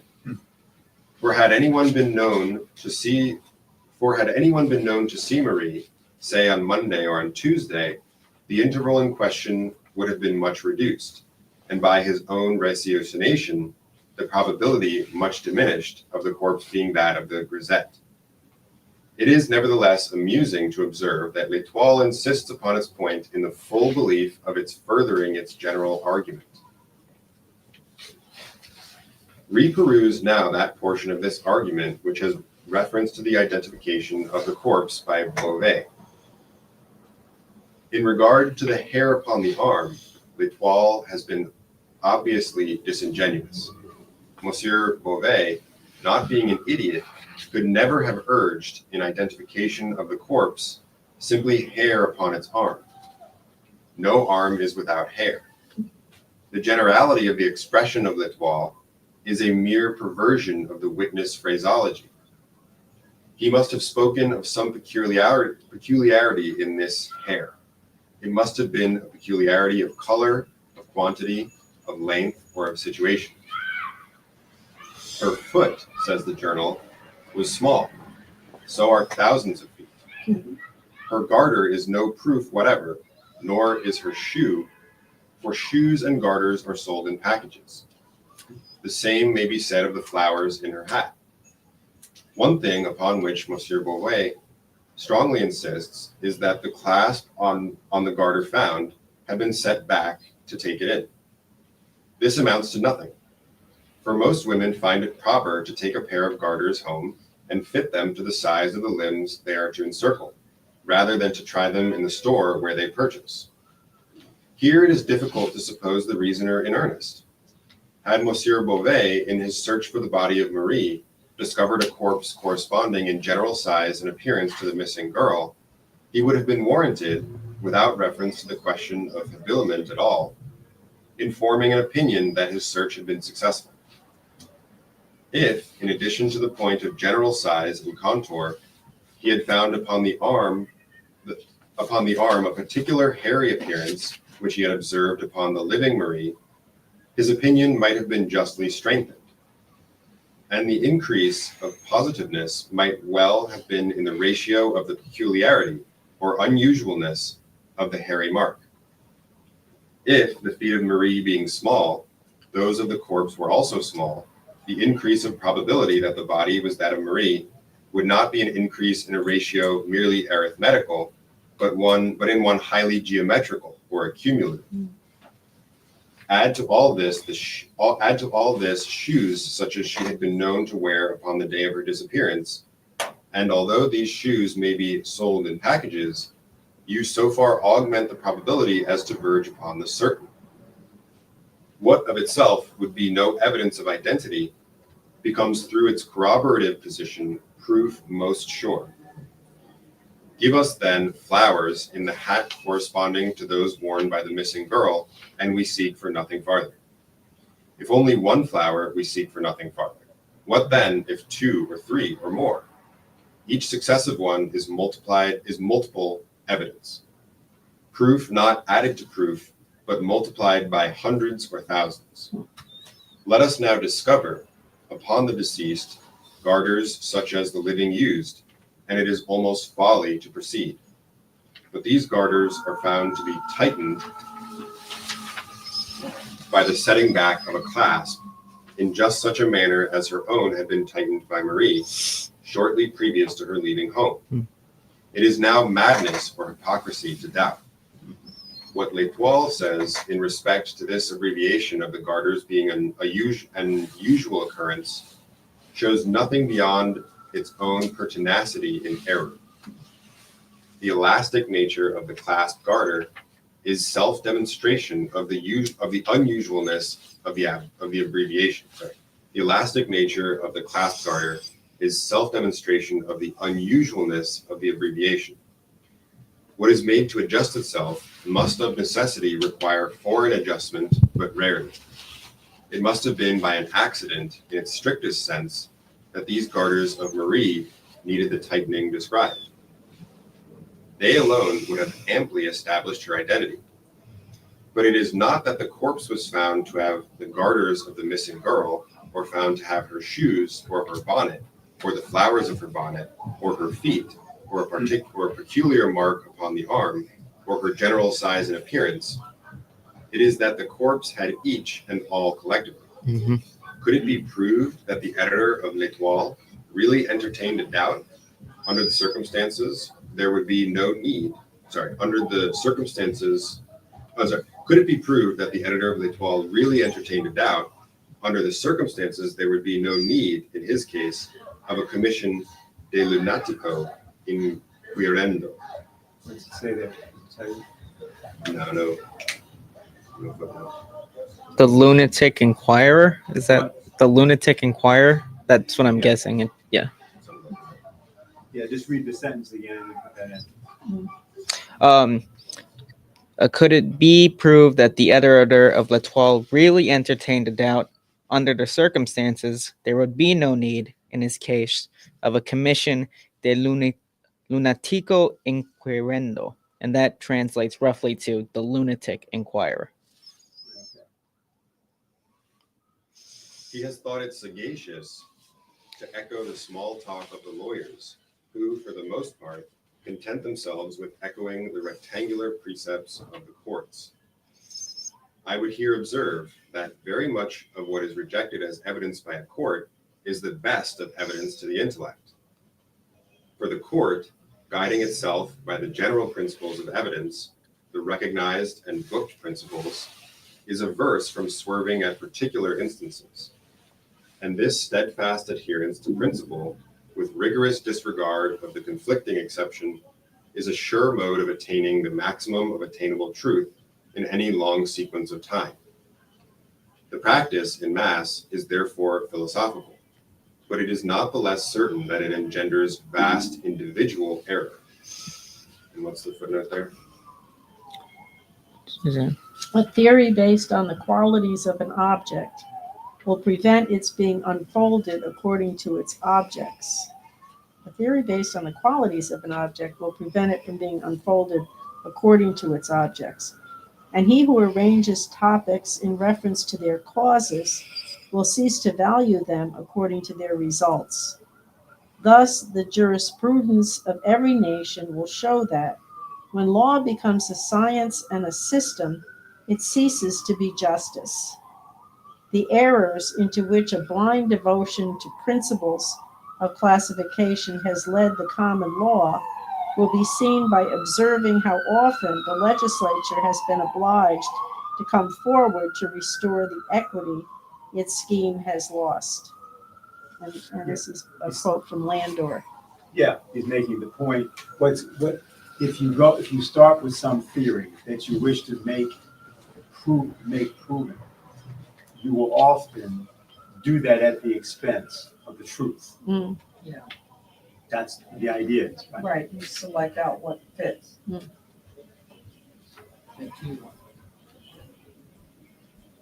And what's going on here, what Pozo is going case by case, Methodically. and what was a very specific thing, which is you've got to take the idea about the time that it takes for a corpse to come to the surface, right? Mm-hmm. He takes that entire thing apart and he says, now the other newspaper just wanted to say, well, there's 5 cases where that didn't happen.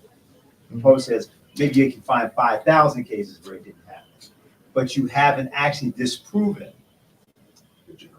Yeah, Right. right, in general. So you have to disprove that, and that's what he then did. That was the whole business about water and displacement and the drowning man, and why you don't flail your arms in the water because then you'll sink. Right? He's doing all that so that he can disprove the fundamental premise that everybody knows that it takes X amount of time for a corpse to come to the surface.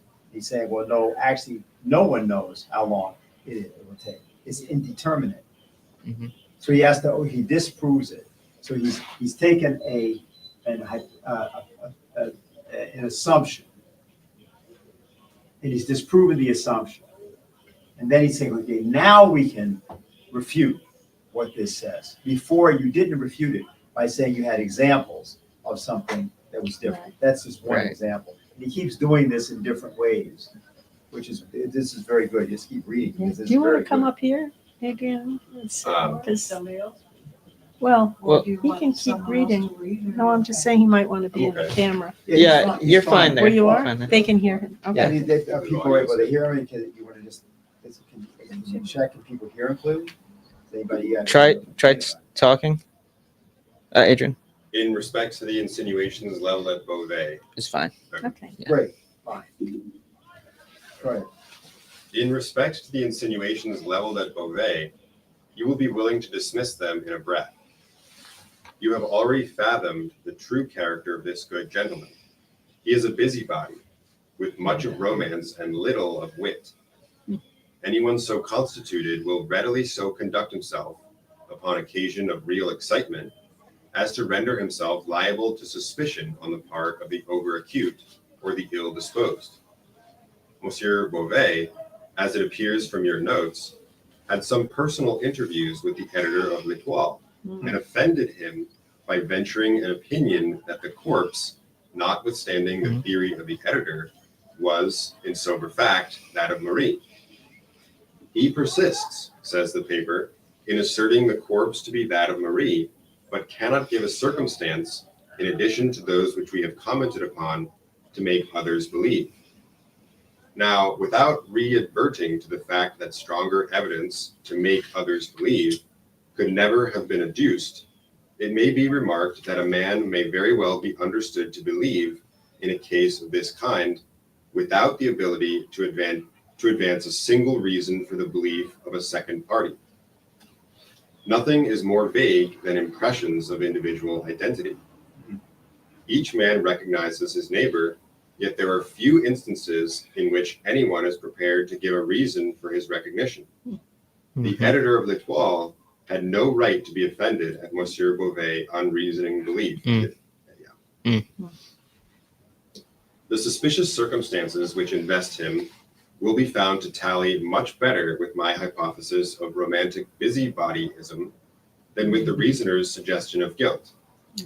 Once adopting the more charitable interpretation, we shall find no difficulty in comprehending the rose in the keyhole, the Marie upon the slate, the elbowing the male relatives out of the way, the aversion to permitting them to see the body, the caution given to Madame B, that she must hold no conversation with the gendarme until his return, as Beauvais' return, and lastly, his apparent determination that nobody should have anything to do with the proceedings except himself.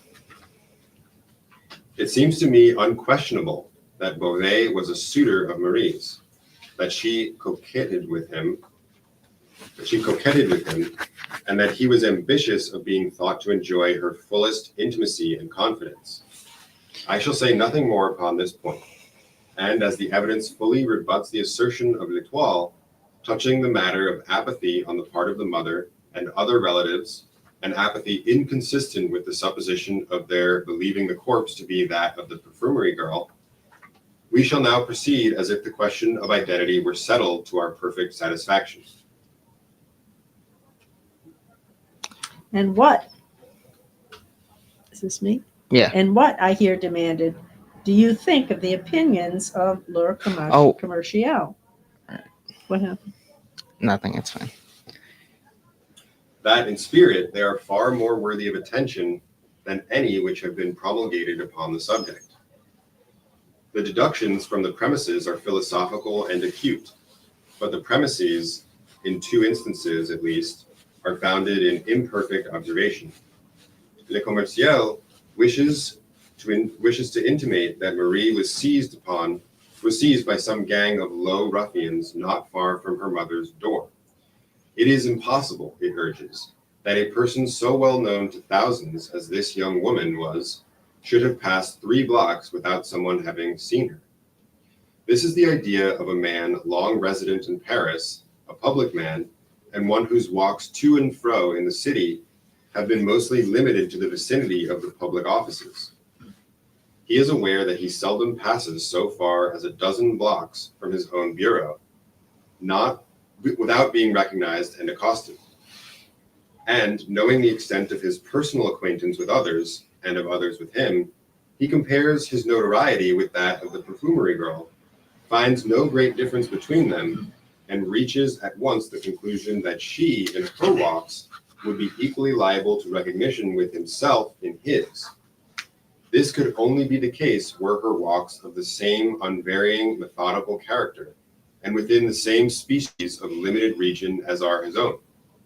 He passes to and fro at regular intervals within a confined periphery, abounding in individuals who are led to an observation of his person through interest in the kindred nature of his occupation with their own.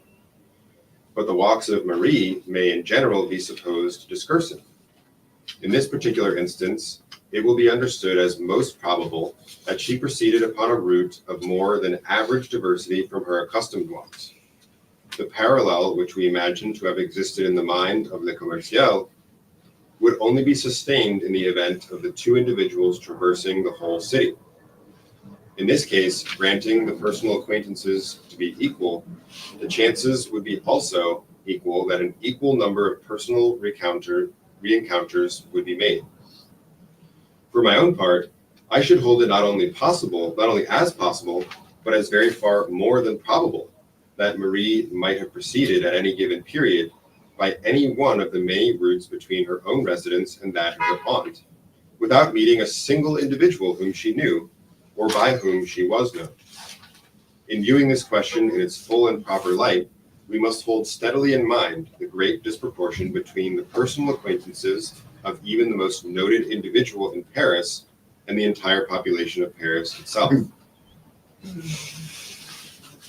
But whatever force there may still appear to be in the suggestion of Le Commerciel will be much diminished when we take into consideration the hour at which the girl went abroad.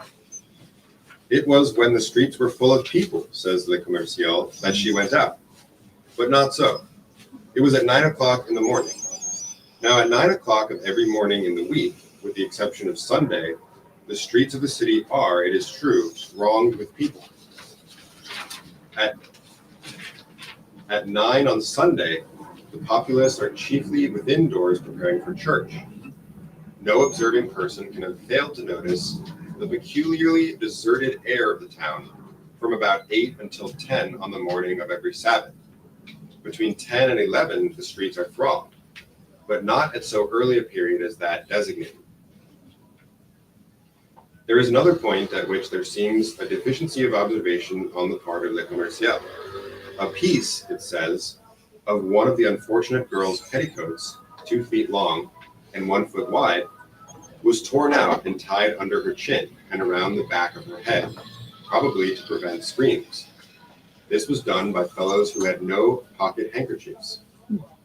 Whether this idea is or is not well founded, we will endeavor to see hereafter.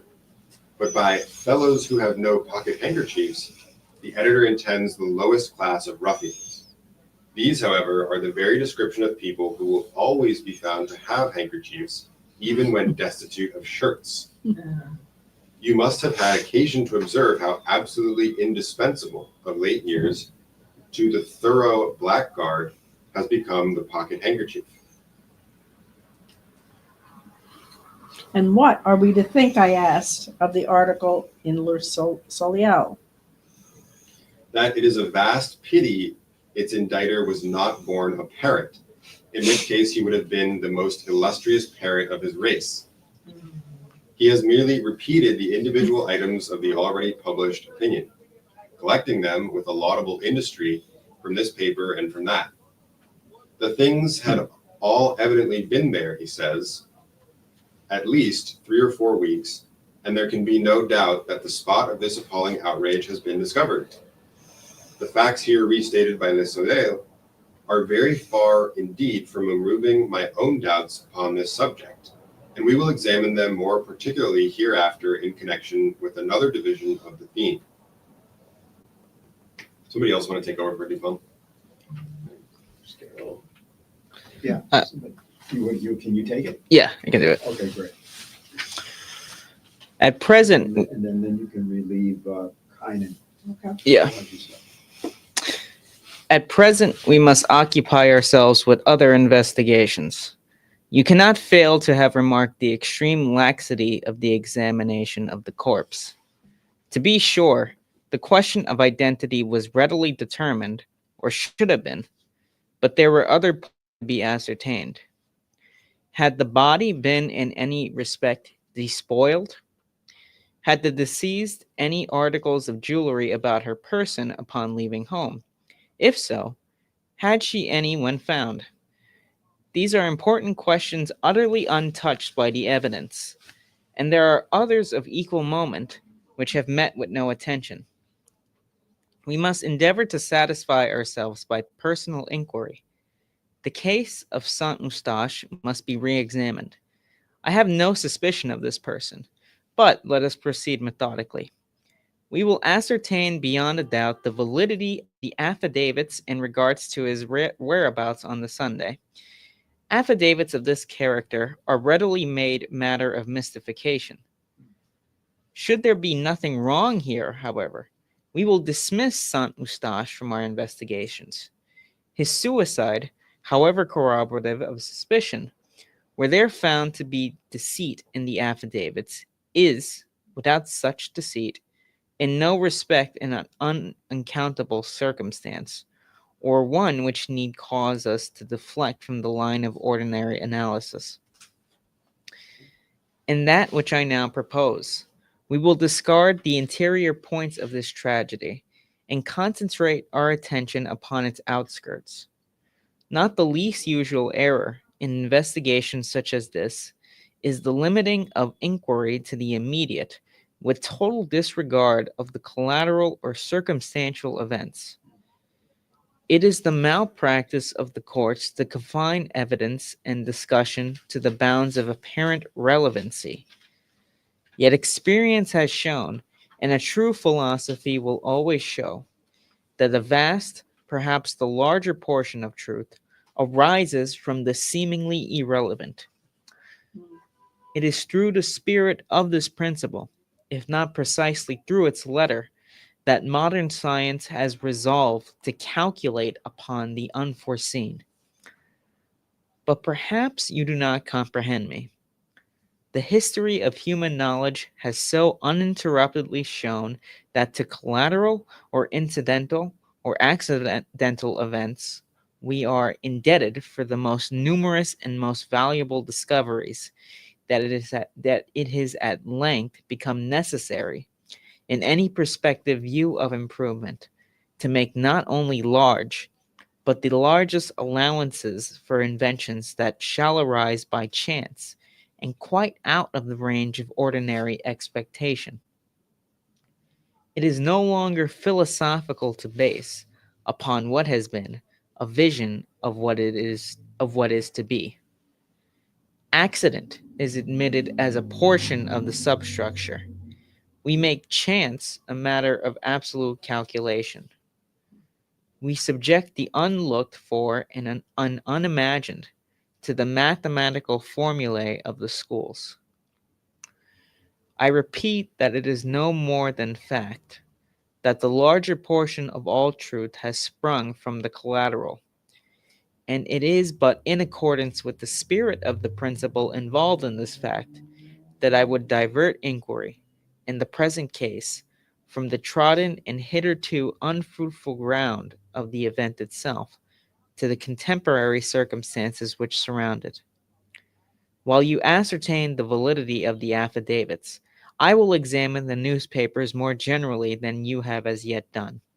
So far, we have only reconnoitered the field of investigation, but it will be strange indeed if a comprehensive survey, such as I propose, of the public prints will not afford us some minute points which establish a direction for inquiry.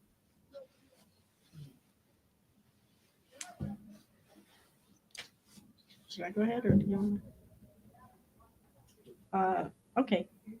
In pursuance of Dupin's suggestion, I made scrupulous examination of the affair of the affidavits. The result was a firm conviction of their validity and of the consequent innocence of St. Eustache. In the meantime, my friend occupied himself with what seemed to me a minuteness altogether objectless in a scrutiny of the various newspaper files. At the end of a week, he placed before me the following extracts. Quote, 2 or 3 years since, a disturbance very similar to the present was caused by the disappearance of this same Marie Roget from the perfumery of Monsieur Leblanc in the Palais Royal. At the end of a week, however, she reappeared at her customary comptoir, as well as ever, with the exception of a slight paleness not altogether unusual. It was given out by Monsieur Leblanc that her mother, that she had merely been on a visit to some friend in the country, and the affair was speedily hushed up. We presume that the present absence is a freak of the same nature, and that at the expiration of a week, or perhaps of a month, we shall have her among us again. End quote. Evening paper, Monday, June 23rd.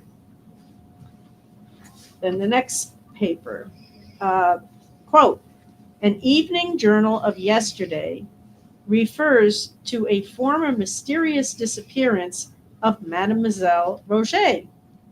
It is well known that during the week of her absence from Leblanc's perfumery, she was in company of a young naval officer, much noted for his debaucheries. A quarrel, it is supposed, providentially led to her return home. We have the name of the Lothario in question, who is at present stationed in Paris, but for obvious reasons forbear to make it public. And this was published in Le Mercury, Tuesday morning, June 24th. It was the next day. Next day, quote, an outrage of the most atrocious character was perpetrated near the city the day before yesterday. A gentleman with his wife and daughter engaged about dusk the services of 6 young men who were idly rowing a boat to and fro near the banks of the Seine to convey him across the river. Upon reaching the opposite shore, the 3 passengers stepped out and had proceeded so far as to be beyond the view of the boat when the daughter discovered that she had left in it her parasol. She returned for it, was seized by the gang, carried out into the stream, gagged, brutally treated, and finally taken to the shore at a point not far from that at which she had originally entered the boat with her parents. The villains have escaped for the time, but the police are upon their trail, and some of them will soon be taken. End quote. That was the morning paper, June 25th. Quote, we have received 1 or 2 communications, the object of which is to fasten the crime of the late atrocity upon Menenius. What's the footnote? Footnote says New York Courier and Inquirer. Menenius was one of the parties originally suspected and arrested, but discharged through total lack of evidence. But is this, so we have received 1 or 2 communications, the object of which is to fasten the crime of the late atrocity upon Menenius. But as this gentleman has been fully exonerated by a legal inquiry, and as the arguments of our several correspondents appear to be more zealous than profound, we do not think it advisable to make them public. End quote. That's the morning paper from 3 days later, June 28th. And then they continue, quote, we have received several forcibly written communications, apparently from various sources, and which go far to render it a matter of certainty that the unfortunate Marie Roget has become a victim of one of the numerous bands of blackguards which infest the vicinity of the city upon Sunday. Our own opinion is to decidedly in favor of this supposition. We shall endeavor to make room for some of these arguments hereafter. End quote. That's the evening paper, several days later, Tuesday, June 31st. Then, quote, on Monday, one of the bargemen connected with the revenue service saw an empty boat floating down the Seine. Sails were lying in the bottom of the boat. The bargeman towed it under the barge office. The next morning, it was taken from thence without the knowledge of any of the officers. The rudder is now at the barge office. This was, in quote, published in Le Diligence Thursday, June 26, so several days before that. Upon reading these various extracts, they not only seemed to me irrelevant, but I could perceive no mode in which any one of them could be brought to bear upon the matter in hand. I waited for some explanation from Dupin. It is not my present design, he said, to dwell upon the first. It is to dwell upon the first and second of these extracts. I have copied them chiefly to show you the extreme remissness of the police, who, as far as I can understand from the prefect, have not troubled themselves, in any respect, with an examination of the naval officer alluded to. Yet it is mere folly to say that between the first and second disappearance of Marie, there is no supposable connection. Let us admit the first elopement to have resulted in a quarrel between the lovers and the return home of the betrayed. We are now prepared to view a second elopement, if we know that an elopement has again taken place, as indicating a renewal of the betrayer's advances rather than as the result of new proposals by a second individual. We are prepared to regard it as a making up of the old amour rather than as the commencement of a new one. The chances are 10 to 1 that he. 10,000. Oh, mine says 10 to 1. Go ahead. My book is always going to have some research. Yeah. The chances are 10,000 to 1 that he who had once eloped with Marie would again propose an elopement, rather than that she to whom proposals of elopement had been made by one individual should have them made to her by another. And here, let me call your attention to the fact that the time elapsing between the first ascertained and the second supposed elopement is a few months more than the general period of the cruises of our men of war. Had the lover been interrupted in his first villainy by the necessity of departure to sea, and had he seized the first moment of his return to renew the base designs not yet altogether accomplished, or not yet altogether accomplished by him? Of all these things, we know nothing. You will say, however, that in the second instance, there was no elopement as imagined. Certainly not. But are we prepared to say that there was not the frustrated design? Beyond Saint Eustache and perhaps Beauvais, we find no recognized, no open, no honorable suitors of Marie. Of none other is there anything said. Who, then, is the secret lover of whom the relatives, at least most of them, know nothing, but whom Marie meets upon the morning of Sunday, and who is so deeply in her confidence that she hesitates not to remain with him until the shades of the evening descend, amid the solitary groves of the Barrière du Roule? Who is that secret lover, I ask, of whom, at least, most of the relatives know nothing? And what means the singular prophecy of Madame Roget on the morning of Marie's departure? I fear that I shall never see Marie again. But if we cannot imagine Madame Roget privy to the design of elopement, may we not at least suppose this design entertained by the girl?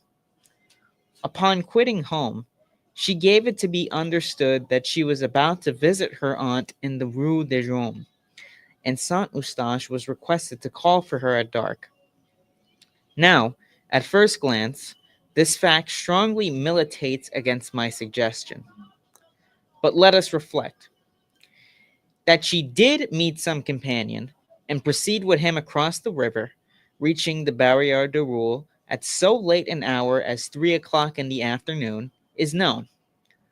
But in consenting so to accompany this individual, for whatever purpose, to her mother known or unknown, she must have thought of her expressed intention when leaving home, and of the surprise and suspicion aroused in the bosom of her affianced suitor, Saint Eustache, when calling for her at the hour appointed in the Rue de Rome, he should find that she had not been there, and when, moreover, upon returning to the pension with this alarming intelligence, he should become aware of her continued absence from home.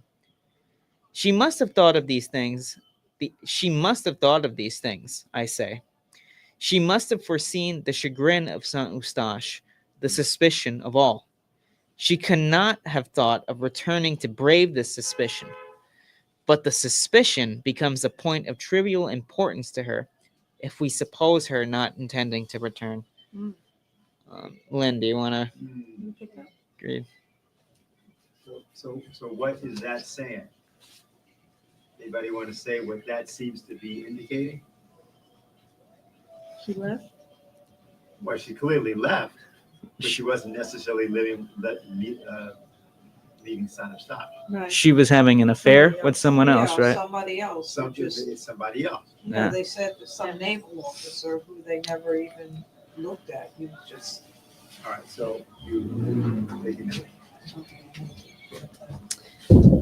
Actually, Yeah, just give me your copy. this laptop is about to die, so I have to find a charger for it. All right, fine. there's- But you're still scrolling the story for people? Yeah. I'll quickly find one and then I'll come back. there's one in my case by All my, right, well, but while you're doing that, anybody have any, go, you do that, but it's gonna stall. Yeah. Is there anything else to say about this? Do you have anything?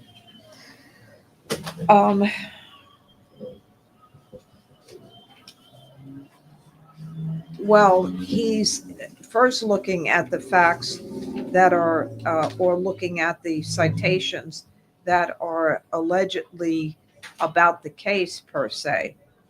And again, I think he said something earlier about people, the way in which in court they circumscribe the evidence, right? Don't say anything that doesn't have anything directly to do with what's charged in this case. And he's saying sometimes the most critical evidence is not inside of that, but in what is around it, what happened before, what happened after, and so on. So with that in mind, he's looking at a pattern of things also in the same newspapers that they've just reviewed, which have first been disregarded. And I guess disregarded, I don't know whether he he So says, there's the newspapers and then there's also the police yes, investigators. right. But Both he, things are being criticized. right, exactly. But he says, you ascertain the validity of affidavits. In the meantime, Dupin says, I will examine the newspapers more generally than you have as yet done. So far, we have only reconnoitered the field of investigation, but it will be strange indeed if a comprehensive survey, which I propose, of the public prints will not afford us some minute points which shall establish a direction for inquiry. Okay, so let's ask a question. Is Dupin looking over the original newspapers that we all quoted before? Does he have new newspapers? No, he's looking at the same newspapers because the dates are sequential and they're all in this period that they were looking at around the question of the disappearance So of he's Marie. looking at the same newspapers that the narrator had brought him Exactly, before. his friend, and then his friend is the one who I think because he says I'm going to look over, what you've looked at before. I will examine the newspapers more generally than you have as yet done. Right, so he's going over, he's doing a second round Right. of investigation of the same material. Yes. That's important for other reasons. All right, so now who's reading what? I can pick up here. Or I think it's mainly Dupin there. Yeah, there's a narrator needed.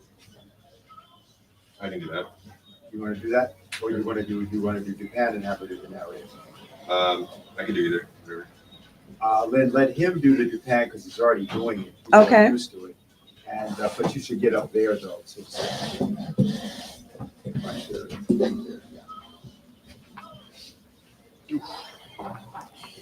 Okay, where are we again?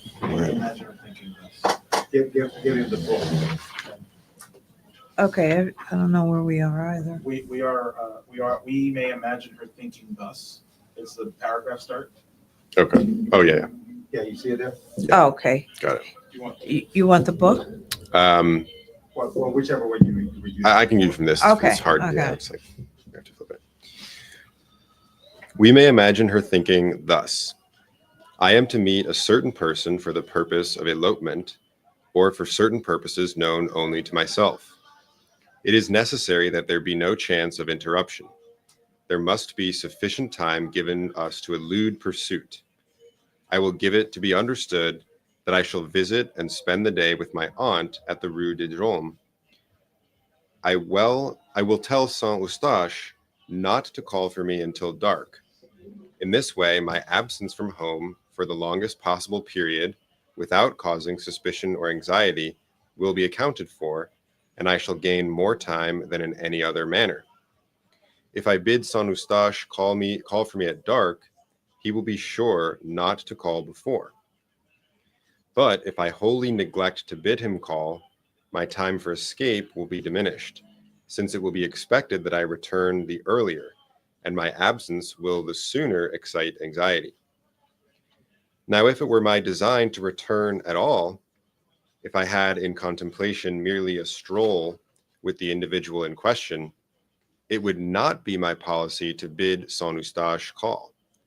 For calling, he will be sure to ascertain that I have played him false, a fact of which I might keep him forever in ignorance by leaving home without notifying him of my intention, by returning before dark, and by then stating that I had been to visit my aunt in the Rue de Drôme.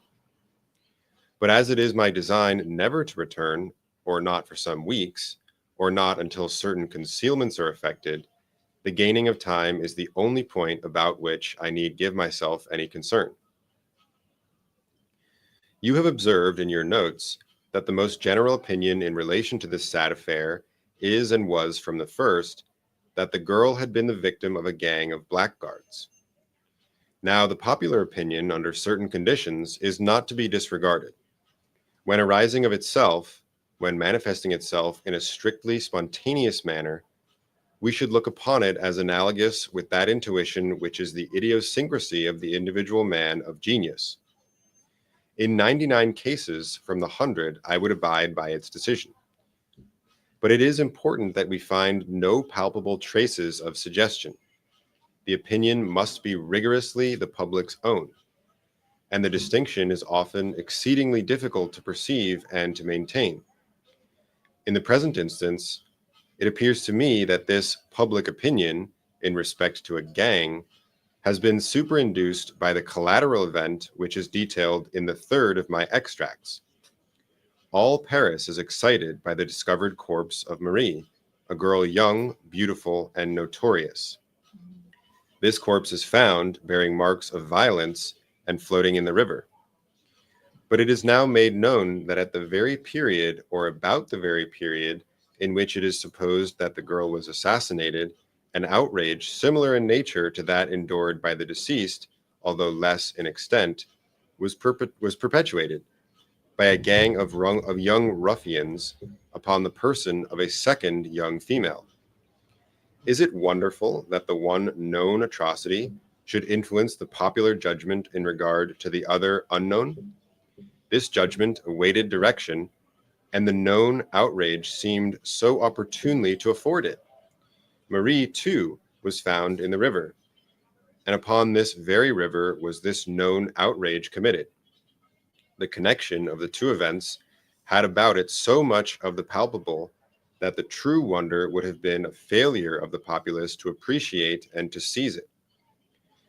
But in fact, the one atrocity known to be so committed is, if anything, Mine says, but to the philosopher, the one atrocity. oh, up there. But to the philosopher, the one atrocity known to be so committed is, if anything, evidence that the other, committed at a time nearly coincident, was not so committed. It would have been a miracle indeed if, while a gang of ruffians were perpetuating at a given locality a most unheard of wrong, there should have been another similar gang in a similar locality in the same city, under the same circumstances, with the same means and appliances, engaged in a wrong of precisely the same aspect at precisely the same period of time. Yet in what, if not in this marvelous train of coincidence, does the accidentally suggested opinion of the populace call upon us to believe? Before proceeding farther, let us consider the supposed scene of the assassination in the thicket at the Barrière du Roule. This thicket, although dense, was in the close vicinity of a public road. Within were 3 or 4 large stones, forming a kind of seat with a back and a footstool. On the upper stone was discovered a white petticoat, on the second a silk scarf. A parasol, gloves, and a pocket handkerchief were also here found. The handkerchief bore the name Marie Roget. Fragments of dress were seen on the branches around. The earth was trampled, the bushes were broken, and there was every evidence of a violent struggle. Notwithstanding the acclamation with which the discovery of this thicket was received by the press, and the unanimity with which it was supposed to indicate the precise scene of the outrage, it must be admitted that there was some very good reason for doubt. That it was the scene, I may or I may not believe, but there was excellent reason for doubt. Had the true scene been, as Le Commerciel suggested, in the neighborhood of the Rue Pavée Saint-André, the perpetrators of the crime, supposing them still resident in Paris, would naturally have been stricken with terror at the public attention thus acutely directed into the proper channel. And in certain classes of minds, there would have arisen at once a sense of the necessity of some exertion to redivert this attention. And thus, the thicket of the Barrière du Roule having been already suspected, the idea of placing the articles where they were found might have been naturally entertained. There is no real evidence, although Le Soleil so supposes, that the articles discovered had been more than a very few days in the thicket. While there is much circumstantial proof that they could not have remained there without attracting attention during the 20 days elapsing between the fatal Sunday and the afternoon upon which they were found by the boys. They were all mildewed down hard, says Le Soleil, adopting the opinions of its predecessors, quote, with the action of the rain and stuck together from mildew. The grass had grown around and over some of them. The silk of the parasol was strong, but the threads of it were run together within. The upper part, where it had been doubled and folded, was all mildewed and rotten, and tore on being opened. In respect to the grass having grown around and over some of them, it is obvious that the fact could only have been ascertained from the words, and thus from the recollections of two small boys. For these boys removed the articles and took them home before they had been seen by a third party. But grass will grow, especially in warm and damp weather, such as was that of the period of the murder, as much as 2 or 3 inches in a single day. A parasol lying upon a newly turfed ground might, in a single week, be entirely concealed from sight by the upspringing grass.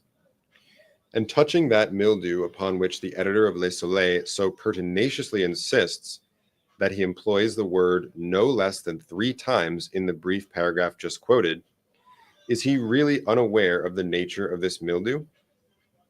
Is he to be told that it is one of the many classes of fungus, of which the most ordinary feature is its upspringing and decadence within 24 hours? Thus we see at a glance that what has been most triumphantly adduced in support of the idea that the articles had been for at least 3 or 4 weeks in the thicket is most absurdly null as regards any evidence of that fact. On the other hand, it is exceedingly difficult to believe that these articles could have remained in the thicket specified for a longer period than a single week, for a longer period than from one Sunday to the next. Those who know anything of the vicinity of Paris know the extreme difficulty of finding seclusion, unless at a great distance from its suburbs. Such a thing as an unexplored or even an unfrequently visited recess amid its woods or groves is not for a moment to be imagined. Let anyone who, being at heart a lover of nature, is yet chained by duty to the dust and heat of this great metropolis, let any such one attempt, even during the weekdays, to slake his thirst for solitude amid the scenes of natural loveliness which immediately surround us. At every second step he will find the growing charm dispelled by the voice and personal intrusion of some ruffian or party of carousing blackguards. He will seek privacy amid the densest foliage, all in vain. Here are the very nooks where the unwashed most abound. Here are the temples most desecrate. With sickness of the heart, the wanderer will flee back to the polluted Paris as to a less odious, because less incongruous, sink of pollution. But if the vicinity of the city is so beset during the working days of the week, how much more so on the Sabbath? It is now especially that released from the claims of labor or deprived of the customary opportunities of crime, the town blackguard seeks the precincts of the town, not through love of the rural, which in his heart he despises, but by way of escape from the restraints and conventionalities of society. He desires less the fresh air and the green trees than the utter license of the country. Here at the roadside inn, or beneath the foliage of the woods, he indulges, unchecked by any eye except those of his boon companions, in all the mad excess of a counterfeit hilarity, the joint offspring of liberty and of rum. I say nothing more than what must be obvious to every dispassionate observer, when I repeat that the circumstance of the articles in question having remained undiscovered for a longer period than from one Sunday to another in any thicket in the immediate neighborhood of Paris is to be looked upon as little less than miraculous. But there are not wanting other grounds for the suspicion that the articles were placed in the thicket with the view of diverting attention from the real scene of the outrage. And first, let me direct your notice to the date of the discovery of the articles. Collate this with the date of the 5th extract made by myself from the newspapers. You will find that the discovery followed almost immediately the urgent communications sent to the evening paper. These communications, although various, and apparently from various sources, tended all to the same point, that is, the directing of attention to a gang as the perpetrators of the outrage, and to the neighborhood of the Barrière du Roule as its scene. Now here, of course, the suspicion is not that in consequence of these communications, or of the public attention by them directed, the articles were found by the boys. But the suspicion might and may well have been that the articles were not before found by the boys, for the reason that the articles had not before been in the thicket. Having been deposited there only at so late a period as at the date, or shortly prior to the date of the communications, by the guilty authors of these communications themselves. This thicket was a singular, an exceedingly singular one. It was unusually dense. Within its naturally walled enclosure, there were 3 extraordinary stones, forming a seat with a back and footstool. And this thicket, so full of a natural art, was in the immediate vicinity, within a few rods, of the dwelling of Madame de Luc, whose boys were in the habit of closely examining the shrubberies about them in search of the bark of the sassafras. Would it be a rash wager, a wager of 1,000 to 1, that a day never passed over the heads of these boys without finding at least one of them ensconced in the umbrageous hall and enthroned upon its natural throne? Those who would hesitate at such a wager have either never been boys themselves or have forgotten the boyish nature. I repeat, it is exceedingly hard to comprehend how the articles could have remained in this thicket undiscovered for a longer period than 1 or 2 days, and that thus there is good ground for suspicion, in spite of the dogmatic ignorance of Le Soleil, that they were at a comparatively late date deposited where found. But there are still other and stronger reasons for believing them so deposited than any which I have as yet urged. And now let me beg your notice to the highly artificial arrangement of the articles. On the upper stone lay a white petticoat, on the second a silk scarf. Scattered around were a parasol, gloves, and a pocket handkerchief bearing the name Marie Roget. Here is just such an arrangement as would naturally be made by a not over-acute person wishing to dispose the articles naturally. But it is by no means a really natural arrangement. I should rather have looked to see the things all lying on the ground and trampled underfoot.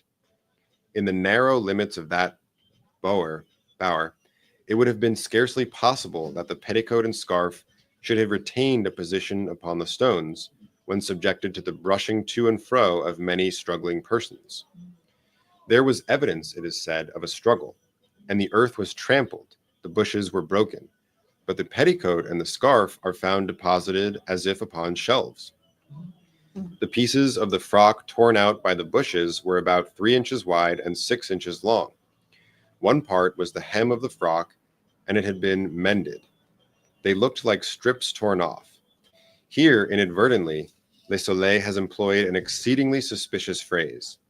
The pieces, as described, do indeed look like strips torn off, but purposely and by hand.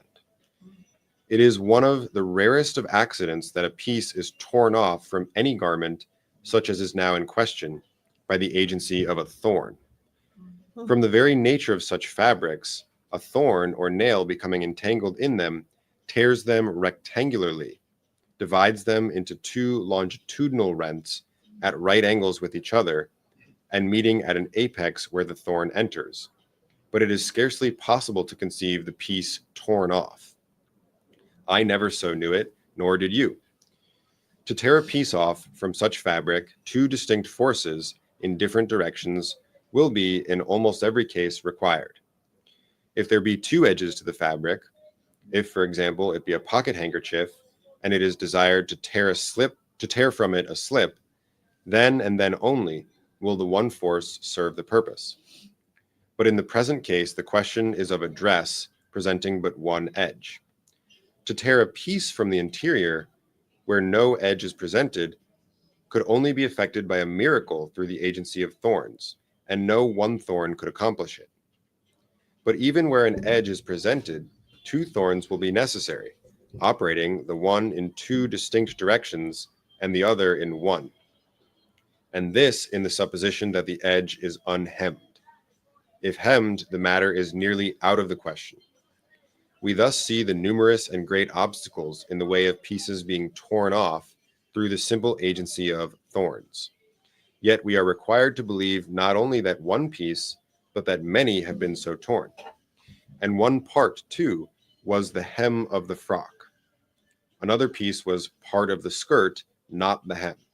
That is to say, was torn completely out through the agency of thorns from the unedged interior of the dress. These, I say, are things which one may well be pardoned for disbelieving. Yet taken collectively, they form perhaps less of reasonable ground for suspicion than the one startling circumstance of the articles having been left in this thicket at all by any murderers who had enough precaution to think of removing the corpse. You will not have apprehended me rightly, however, if you suppose it my design to deny this thicket as the scene of the outrage. There might have been a wrong here, or more possibly an accident at Madame de Luc's. But in fact, this is a point of minor importance. We are not engaged in an attempt to discover the scene, but to produce the perpetrators of the murder. What I have adduced, notwithstanding the minuteness with which I have adduced it, has been with the view first to show the folly of the positive and headlong assertions of Le Soleil, but secondly and chiefly to bring you by the most natural route to a further contemplation of the doubt whether this assassination has or has not been the work of a gang. We will resume this question by mere allusion to the revolting details of the surgeon examined at the inquest. It is only necessary to say that his published inferences in regard to the number of ruffians have been properly ridiculed as unjust and totally baseless by all the reputable anatomists of Paris. Not that the matter might have been as inferred, but that there was no ground for the inference. Was there not much for another? Let us reflect now upon the traces of a struggle, and let me ask what these traces have been supposed to demonstrate. A gang. But do they not rather demonstrate the absence of a gang? What struggle could have taken place? What struggle so violent and so enduring as to have left its traces in all directions between a weak and defenseless girl and the gang of ruffians imagined? The silent grasp of a few rough arms and all would have been over. The victim must have been absolutely passive at their will. You will here bear in mind that the arguments urged against the thicket as the scene are applicable in chief part only against it as the scene of an outrage committed by more than a single individual. If we imagine but one violator, we can conceive, and thus only conceive, the struggle of so violent and so obstinate a nature as to have left the traces apparent. And again, Let's do this. Then alternate with you on this. I just want to hear two voices. Sure. Another reason, just go. And again, I have already mentioned the strong and just suspicion to be excited by the fact that the articles in question were suffered to remain at all in the thicket where discovered. It seems almost impossible that these evidences of guilt should have been accidentally left where found.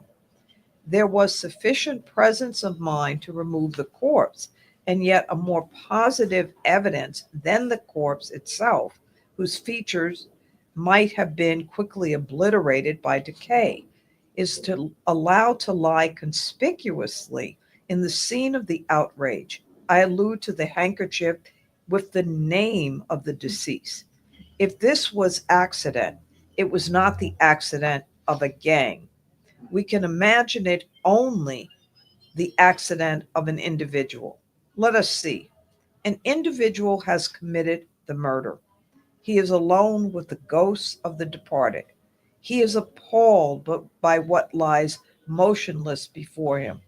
The fury of his passion is over, and there is abundant room in his head for the natural awe of the deed. His is none of that confidence with the presence of numbers, which the presence of numbers inevitably inspires. He is alone with the dead. He trembles and is bewildered. Yet there is a necessity for disposing of the corpse. He bears it to the river, but leaves behind him the other evidences of guilt, for it is difficult, if not impossible, to carry all the burden at once and it will be easy to return for what is left. But in his toilsome journey to the water, his fears redouble within him. The sounds of life encompass his path. A dozen times he hears or fancies the steps of an observer. Even the very lights of the city bewilder him. Yet, in time, and by the long and frequent pauses of long agony, he reaches the river's brink and disposes of his ghastly charge, perhaps through the medium of a boat. But now, what treasure does the world hold? What threat of vengeance could it hold out, with, which would have power to urge the return of that lonely murderer over that toilsome and perilous path to the thicket and its blood chilling recollections? He returns not. Let the consequences be what they may. He could not return if he would. His sole thought is immediate escape. He turns his back forever upon those dreadful shrubberies and flees as from wrath to come.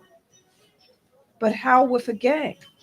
Their number would have inspired them with confidence, if indeed confidence is ever wanting in the breasts of the arrant blackguard. For an arrant For of arrant blackguards alone are their supposed gangs ever constituted. Their numbers, I say, would have prevented the bewildering and unreasoning terror which I have imagined paralyzed the single man. Could we suppose an oversight in one or two or three? This oversight would have been remedied by a fourth. They would have left nothing behind them, for their number would have enabled them to carry all at once. There would have been no need of return. Consider consider now the Adrian. oh, I'm sorry. Yours might not have the same paragraph breaks as ours. Okay. That might be, yeah. Consider now the circumstance that, in the outer garment of the corpse when found, a slip about a foot wide had been torn upward from the bottom hem to the waist, wound 3 times round the waist, and secured by a sort of hitch in the back. This was done with the obvious design of affording a handle by which to carry the body. But would any number of men have dreamed of resorting to such an expedient? To 3 or 4, the limbs of the corpse would have afforded not only a sufficient but the best possible hold. The device is that of a single individual. And this brings us to the fact that between the thicket and the river, the rails of the fences were found taken down, and the ground bore evident traces of some heavy burden having been dragged along it.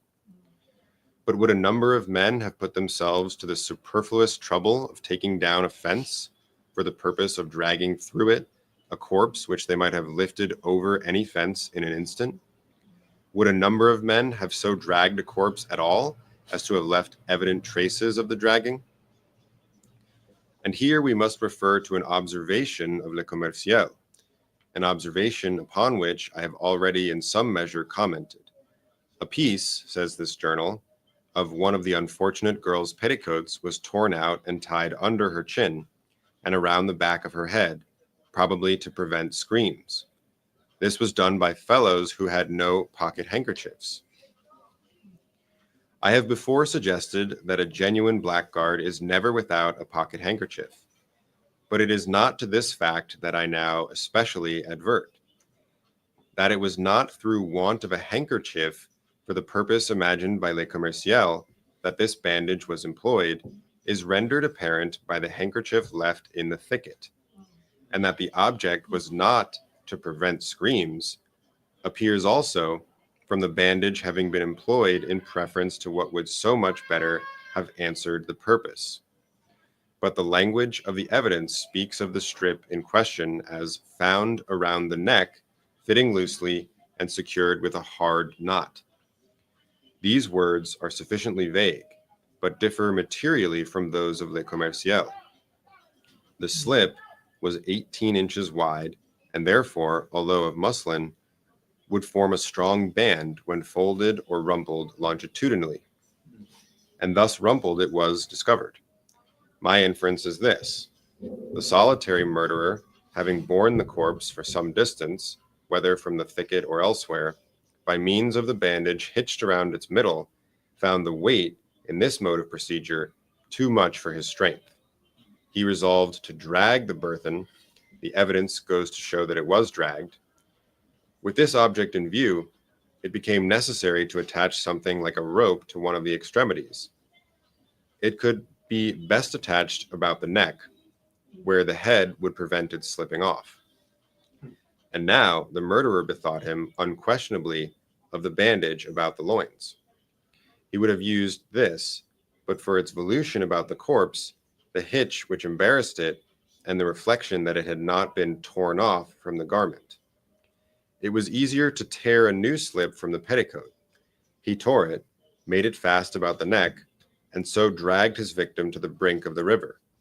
That this bandage, only attainable with trouble and delay, and but imperfectly answering its purpose, that this bandage was employed at all, demonstrates that the necessity for its employment sprang from circumstances arising at a period when the handkerchief was no longer attainable.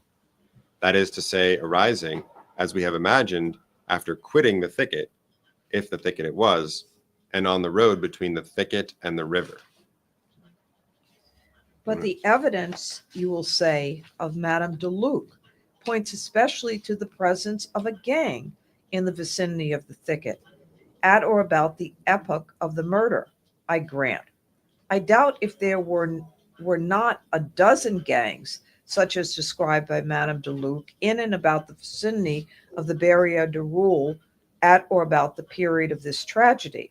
But the gang which has drawn upon itself the pointed animadversion, although the somewhat tardy evidence of Madame de Luc is the only gang which is represented by that honest and scrupulous old lady as having eaten her cakes and swallowed her brandy without putting themselves to the trouble of making her payment. Etincally array. And from this do all these rages arise? But what is the precise evidence? Yeah, that's the Latin. Yeah, right. So is she angry about the fact that they didn't pay her? But what is the precise evidence of Madame de Luc? A gang of miscreants made their appearance, behaved boisterously, ate and drank without making payment, followed by the rout of the young man and girl, and returned to the inn about dusk, recrossed the river as if in great haste, unquote.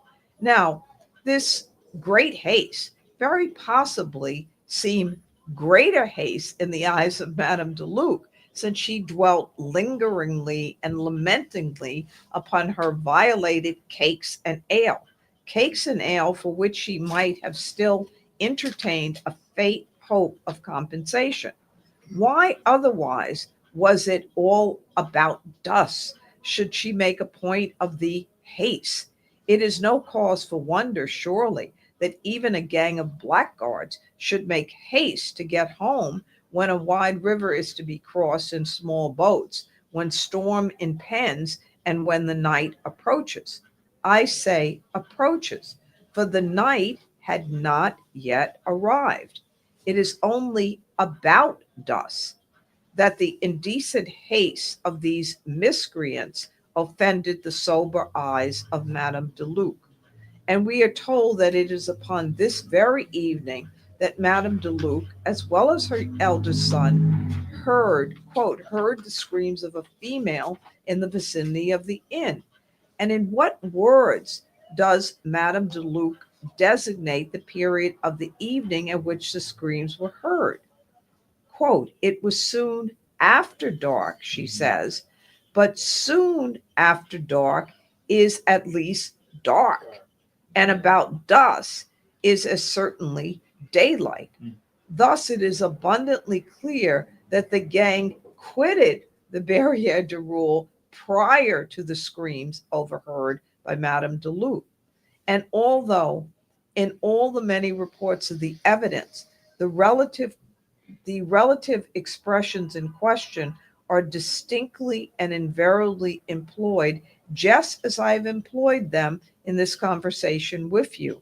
No notice whatever of the gross discrepancy has as yet been taken by any of the public journals or by that of the myrmidons of police.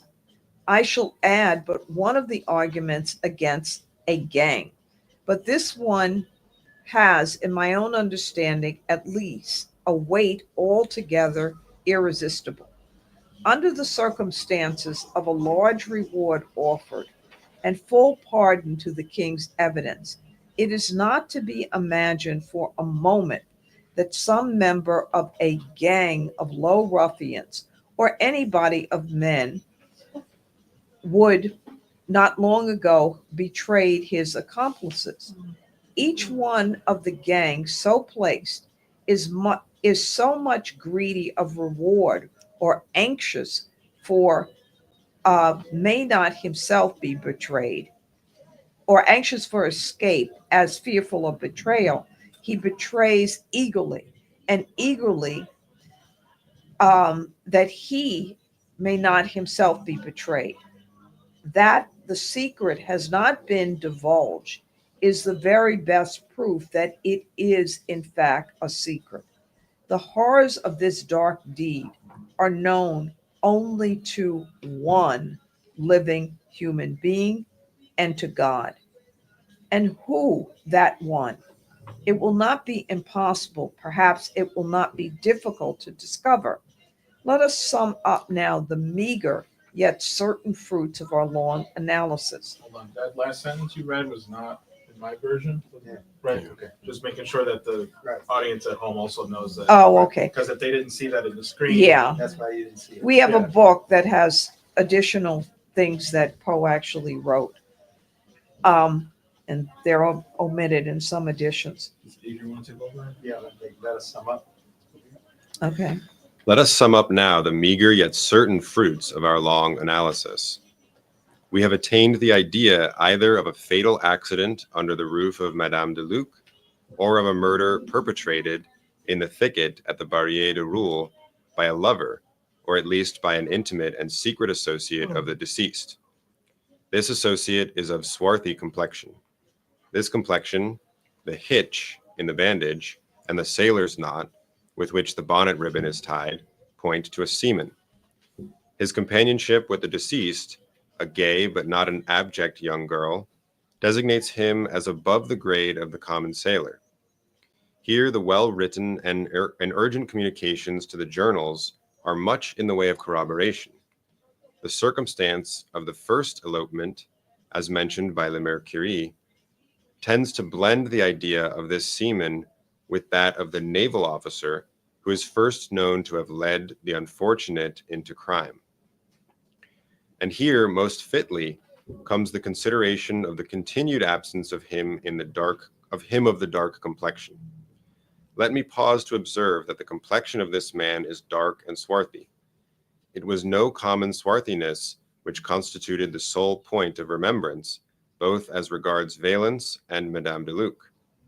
But why is this man absent? Was he murdered by the gang? If so, why are there only traces of the assassinated girl? The scene of the two outrages will naturally be supposed identical. And where is his corpse? The assassins would most probably have disposed of both in the same way. But it may be said that this man lives and is deterred from making himself known through dread of being charged with the murder. This consideration might be supposed to operate upon him now at this late period, since it has been given in evidence that he was seen with Marie, but it would have had no force at the period of the deed. The first impulse of an innocent man would have been to announce the outrage and to aid in identifying the ruffians. This policy would have suggested. This policy would have suggested. He had been seen with the girl. He had crossed the river with her in an open ferry boat. The denouncing of the assassins would have appeared, even to an idiot, the surest and sole means of relieving himself from suspicion. We cannot suppose him, on the night of the fatal Sunday, both innocent himself and incognizant of an outrage committed. Yet only under such circumstances is it possible to imagine that he would have failed, if alive, in the denouncement of the assassins. And what means are ours of attaining the truth? We shall find these means multiplying and gathering distinctness as we proceed. Let us sift to the bottom of this affair of the first elopement. Let us know the full history of the officer, with his present circumstances and his whereabouts at the precise period of the murder. Let us carefully compare with each other the various communications sent to the evening paper, in which the object was to inculpate a gang. This done, let us compare these communications, both as regards style and MS, I don't know what that means, manuscript, with those sent to the morning paper at a previous period and insisting so vehemently upon the guilt of Manet. And all this done, let us again compare these various communications with the known manuscript, MSS, of the officer. Let us endeavor to ascertain, by repeated questionings of Madame de Luc and her boys, as well as of the omnibus driver, Valence, something more of the personal appearance and bearing of the man of dark complexion. Queries, skillfully directed, will not fail to elicit from some of these parties information on this particular point or upon others, information which the parties themselves may not even be aware of possessing. And let us now trace the boat picked up by the bargeman on the morning of Monday, the 23rd of June, and which was removed from the barge office without the cognizance of the officer in attendance and without the rudder at some period prior to the discovery of the corpse. With a proper caution and perseverance, we shall infallibly trace this boat, for not only can the bargeman who picked it up identify it, but the rudder is at hand. The rudder of a sailboat would not have been abandoned without inquiry by one altogether at ease in heart. And here let me pause to insinuate a question. There was no advertisement of the picking up of this boat. It was silently taken to the barge office and as silently removed. But its owner or employer, how happened he, at so early a period as Tuesday morning, to be informed without the agency of advertisement of the locality of the boat taken up on Monday, unless we imagine some connection with the Navy, some personal, permanent connection leading to cognizance of its minute interests, its petty local news? In speaking of the lonely assassin dragging his burden to the shore, I have already suggested the probability of his availing himself of a boat. Now we are to understand that Marie Roget was precipitated from a boat. That would naturally have been the case. The corpse would not have been trusted to the shallow waters of the shore. The peculiar marks on the back and shoulders of the victim tell of the bottom ribs of a boat. That the body was found without weight is also corroborative of the idea. If thrown from the shore, a weight would have been attached. We can only account for its absence by supposing the murderer to have neglected the precaution of supplying himself with it before pushing off. In the act of consigning the corpse to the water, he would unquestionably have noticed his oversight. But then no remedy would have been at hand. Any risk would have been preferred to a return to that accursed shore. Having rid himself of his ghastly charge, the murderer would have hastened to the city. There, at some obscure wharf, he would have leaped on land. But the boat, would he have secured it He would have been in too great haste for such a thing as securing a boat. Moreover, in fastening it to the wharf, he would have felt as if securing evidence against himself. His natural thought would be to cast it from him, as far as possible, all that held connection with his crime. He would not only have fled from the wharf, but he would not have permitted the boat to remain. Assuredly, he would have cast it adrift. Let us pursue our fancies. In the morning, the wretch is stricken with unutterable horror at finding that the boat has been picked up and detained at a locality which he is in daily habit of frequenting, at a locality perhaps which his duty compels him to frequent. The next night, without daring to ask for a rudder, he removes it. And where is the rudderless boat? Let it be one of our first purposes to discover. With the first glimpse we obtain of it, the dawn of our success shall begin. This boat shall guide us with a rapidity which will surprise even ourselves to him who employed it in the midnight of the fatal Sabbath. Corroboration will rise upon corroboration. The murderer will be traced. For reasons which we shall not specify, but which to many readers will appear obvious, we have taken the liberty of here admitting from what? I have omitting. Omitting from the manuscript placed in our hands such portion as details the following up of the apparently slight clue obtained by Dupin. Oh, I see. So we're going back now to the narrator. Should I continue? Okay. Go for it. Just so people are clear, this is now the narrator. We feel it advisable only to state in brief that the result desired was brought to pass, and that an individual assassin was convicted upon his own confession of the murder of Marie Roget, and that the prefect fulfilled punctually, although with reluctance, the terms of his compact with the Chevalier. Mr. Poe's article concludes with the following words.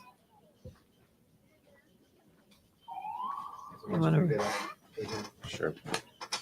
It will be understood that I speak of coincidences and no more. What I have said above upon this topic must suffice. In my own heart there dwells no faith in preternature. That nature and its God are two, no man who thinks will deny. That the latter, creating the former, can at will control or modify it is also unquestionable. I say at will, for the question is of will, and not, as the insanity of logic has assumed, of power. It is not that the deity cannot modify his laws, but that we insult him in imagining a possible necessity for modification. In their origin, these laws were fashioned to embrace all contingencies which could lie in the future. With God, all is now. I repeat then that I speak of things only as of coincidences.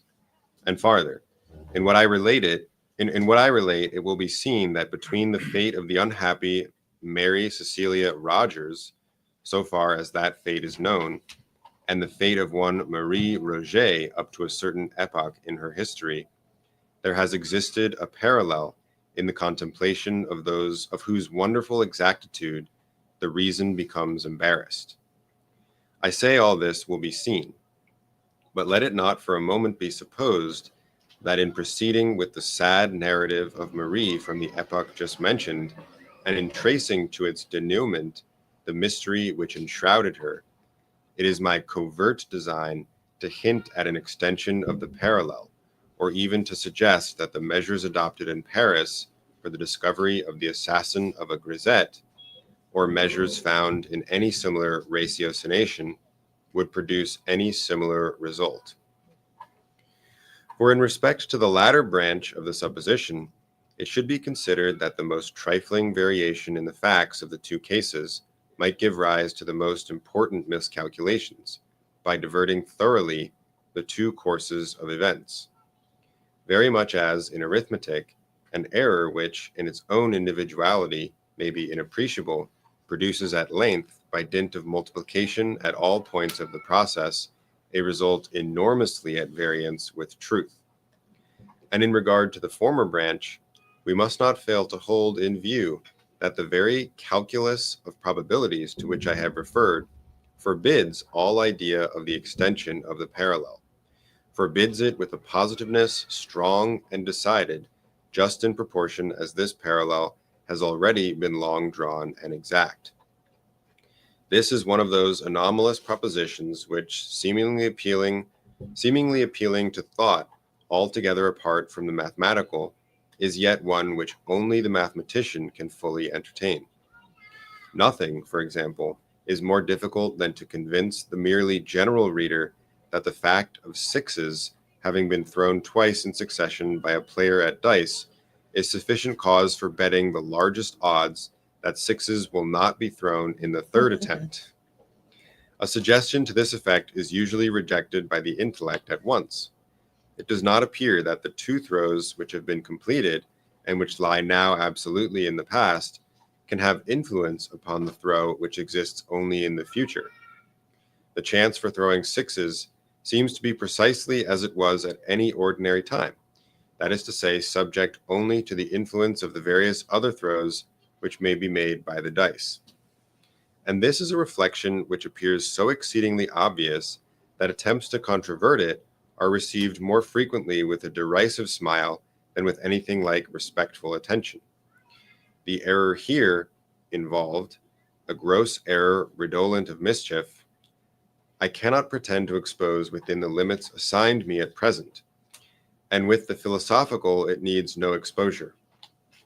It may be sufficient here to say that it forms one of an infinite series of mistakes which arise in the path of reason through her propensity for seeking truth in detail.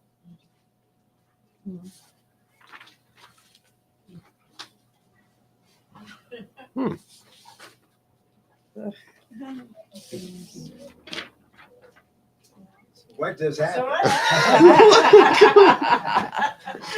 I actually It like was, that idea, because like as he was talking about how, well, you know, boys can be boys, right? And we all know the nature of boys, right? It's like he's deriving all these from the newspapers, but sometimes people don't act the way you would think they act, right? So that whole thing about, well, yeah, just because, you know, it's sixes in a row, right, doesn't mean it's going to do it again. So I just appreciated this kind of disclaimer at the end, I guess, right? It's like, but hey, you know, it's just what I think. Well, also in the newspapers, they make reference to the fact that because a crime was committed by, you know, vagabonds or whatever, that would most likely mean that Marie Roget was the victim of a similar crime of again. And that's the analogy with the sixes, you know, just because it happened twice doesn't mean that you should take a risk on it happening again or take the greatest odds for it. Right, that's induction. Induction doesn't work. Anything else? Yeah, and they also never, and that's part of the way that I'll say brainwashing for lack of another word. It's never said explicitly that it's connected. It's assumed. It's just in the environment. So because something has happened, people assume that this might also be the case. There is never any connection drawn between the two incidents whatsoever. It's just a sequence of things. It's like in, you know, in the environment, yeah, that people are gonna immediately think, well, gee, what could this be? Oh, it could be that's what happened to Marie.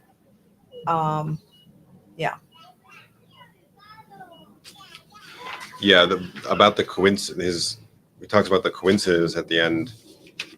I think one thing he's doing is distinguishing an investigation from like a courtroom and like the principle of justice, because he does talk about how courts work and how you can't convict someone on the basis of coincidences.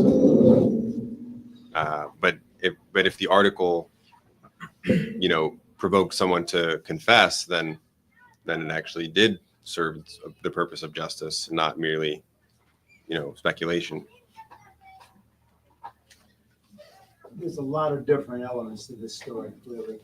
There's the critique of the press, which is pretty extensive. There's a critique of methods of investigation. That's pretty straightforward. Right. They disputing the idea of right opinion, because the Le Commercial is much better than, or the Monitor, I forget the names of all of them. But, there's the one which is awful about the dead bodies always float, and always dead bodies don't float to the surface. But then he says, I think they're the closer to the truth, but they've got a couple of glaring errors, and then he disproves those, which is, a lot of bodies, the time for a body to float has nothing to do with what they've said. Well, it's also one thing which is very clear is he's thinking from the standpoint of the character of the people. For example, Marie, what do we now know about her, other than that she's dead?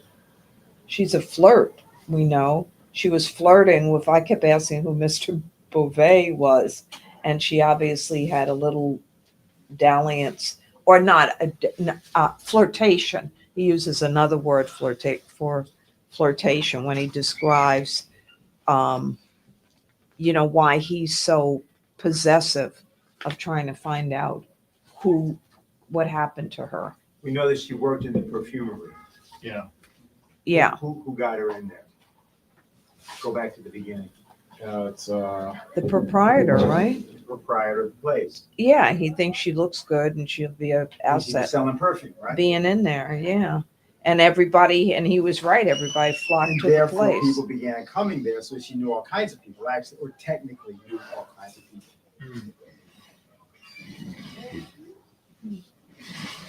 I'm not suggesting anything more than that, but in other words, there was something that happened to her when she took the job. She changed.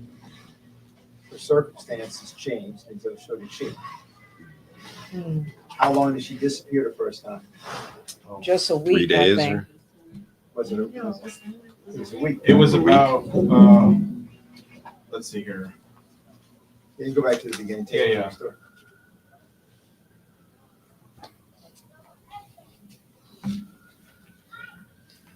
She had been in his employ about a year when her admirers were thrown into confusion by her sudden disappearance from the shop.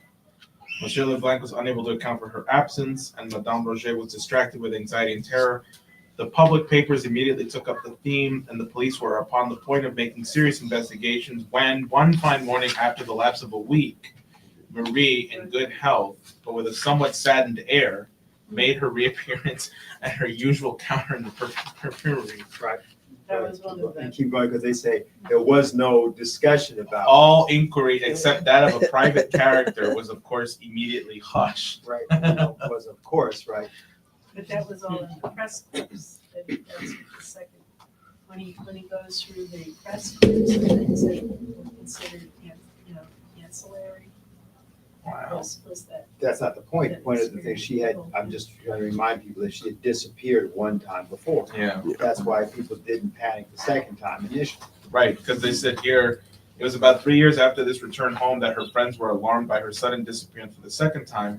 3 days elapsed and nothing was heard of her. On the 4th, her corpse was floating on the sea. Right. There you go. I see. Yeah, and Mr. Beauvais, who I had a lot of questions, he seemed to behave rather suspiciously, but he says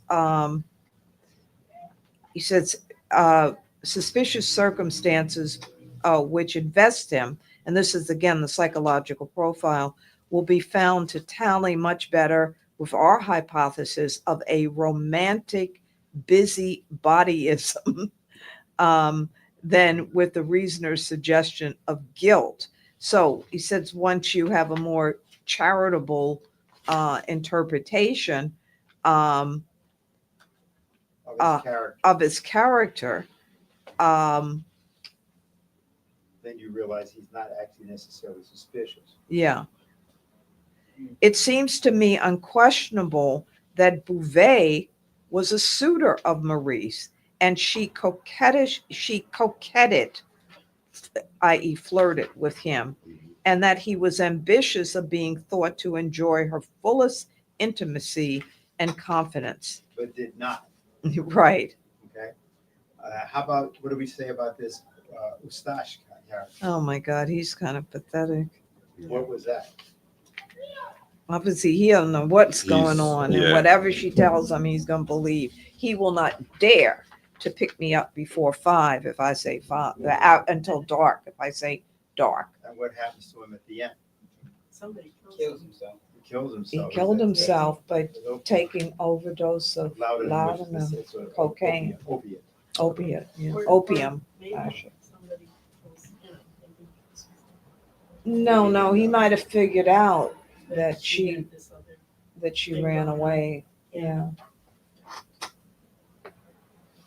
I'm just saying, look, if you look at the people named Yeah. and the character of the people, that's. And the mother obviously knew she ran off before, right? Because she has this whole story. She was with her aunt. Yeah. So either Marie confided in her, She did or confide in her. yeah, Because she otherwise couldn't have stayed there. She was there for another 3 years before the other incident happened. yeah, Mother Yeah. figured out, knew what was going on. yeah, She may and not so have known initially, but she knew when she got back. She said we won't see her again.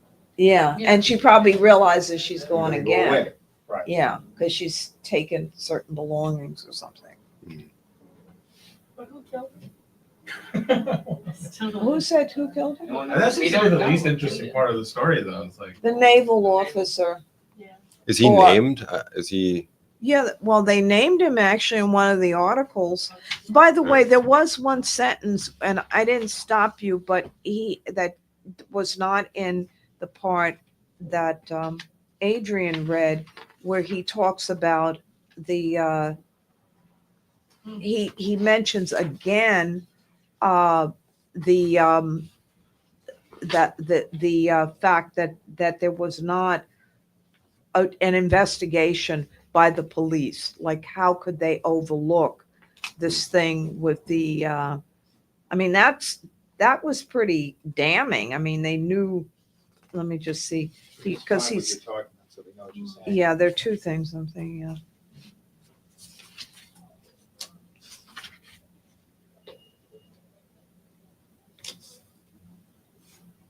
So why is she killed? Oh, that we don't know.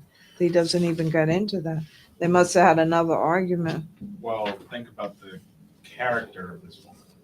Right. She could have been flirting with someone else.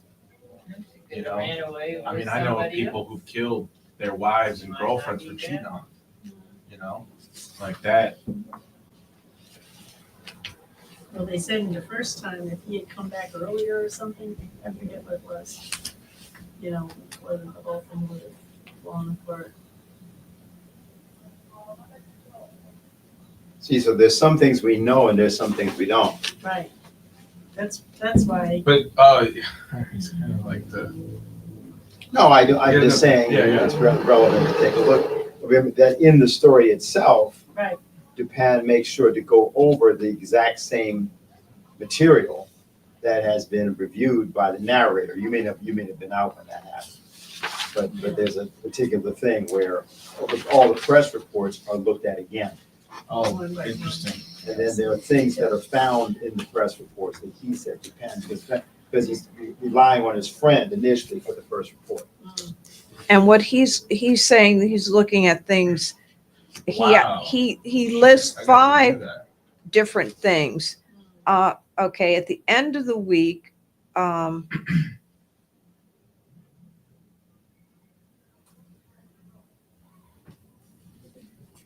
Okay, well, find whatever you want, but the thing is, look, Yeah. here, there's a very interesting question, several things that are interesting to think about. One of them is, again, this voicing idea.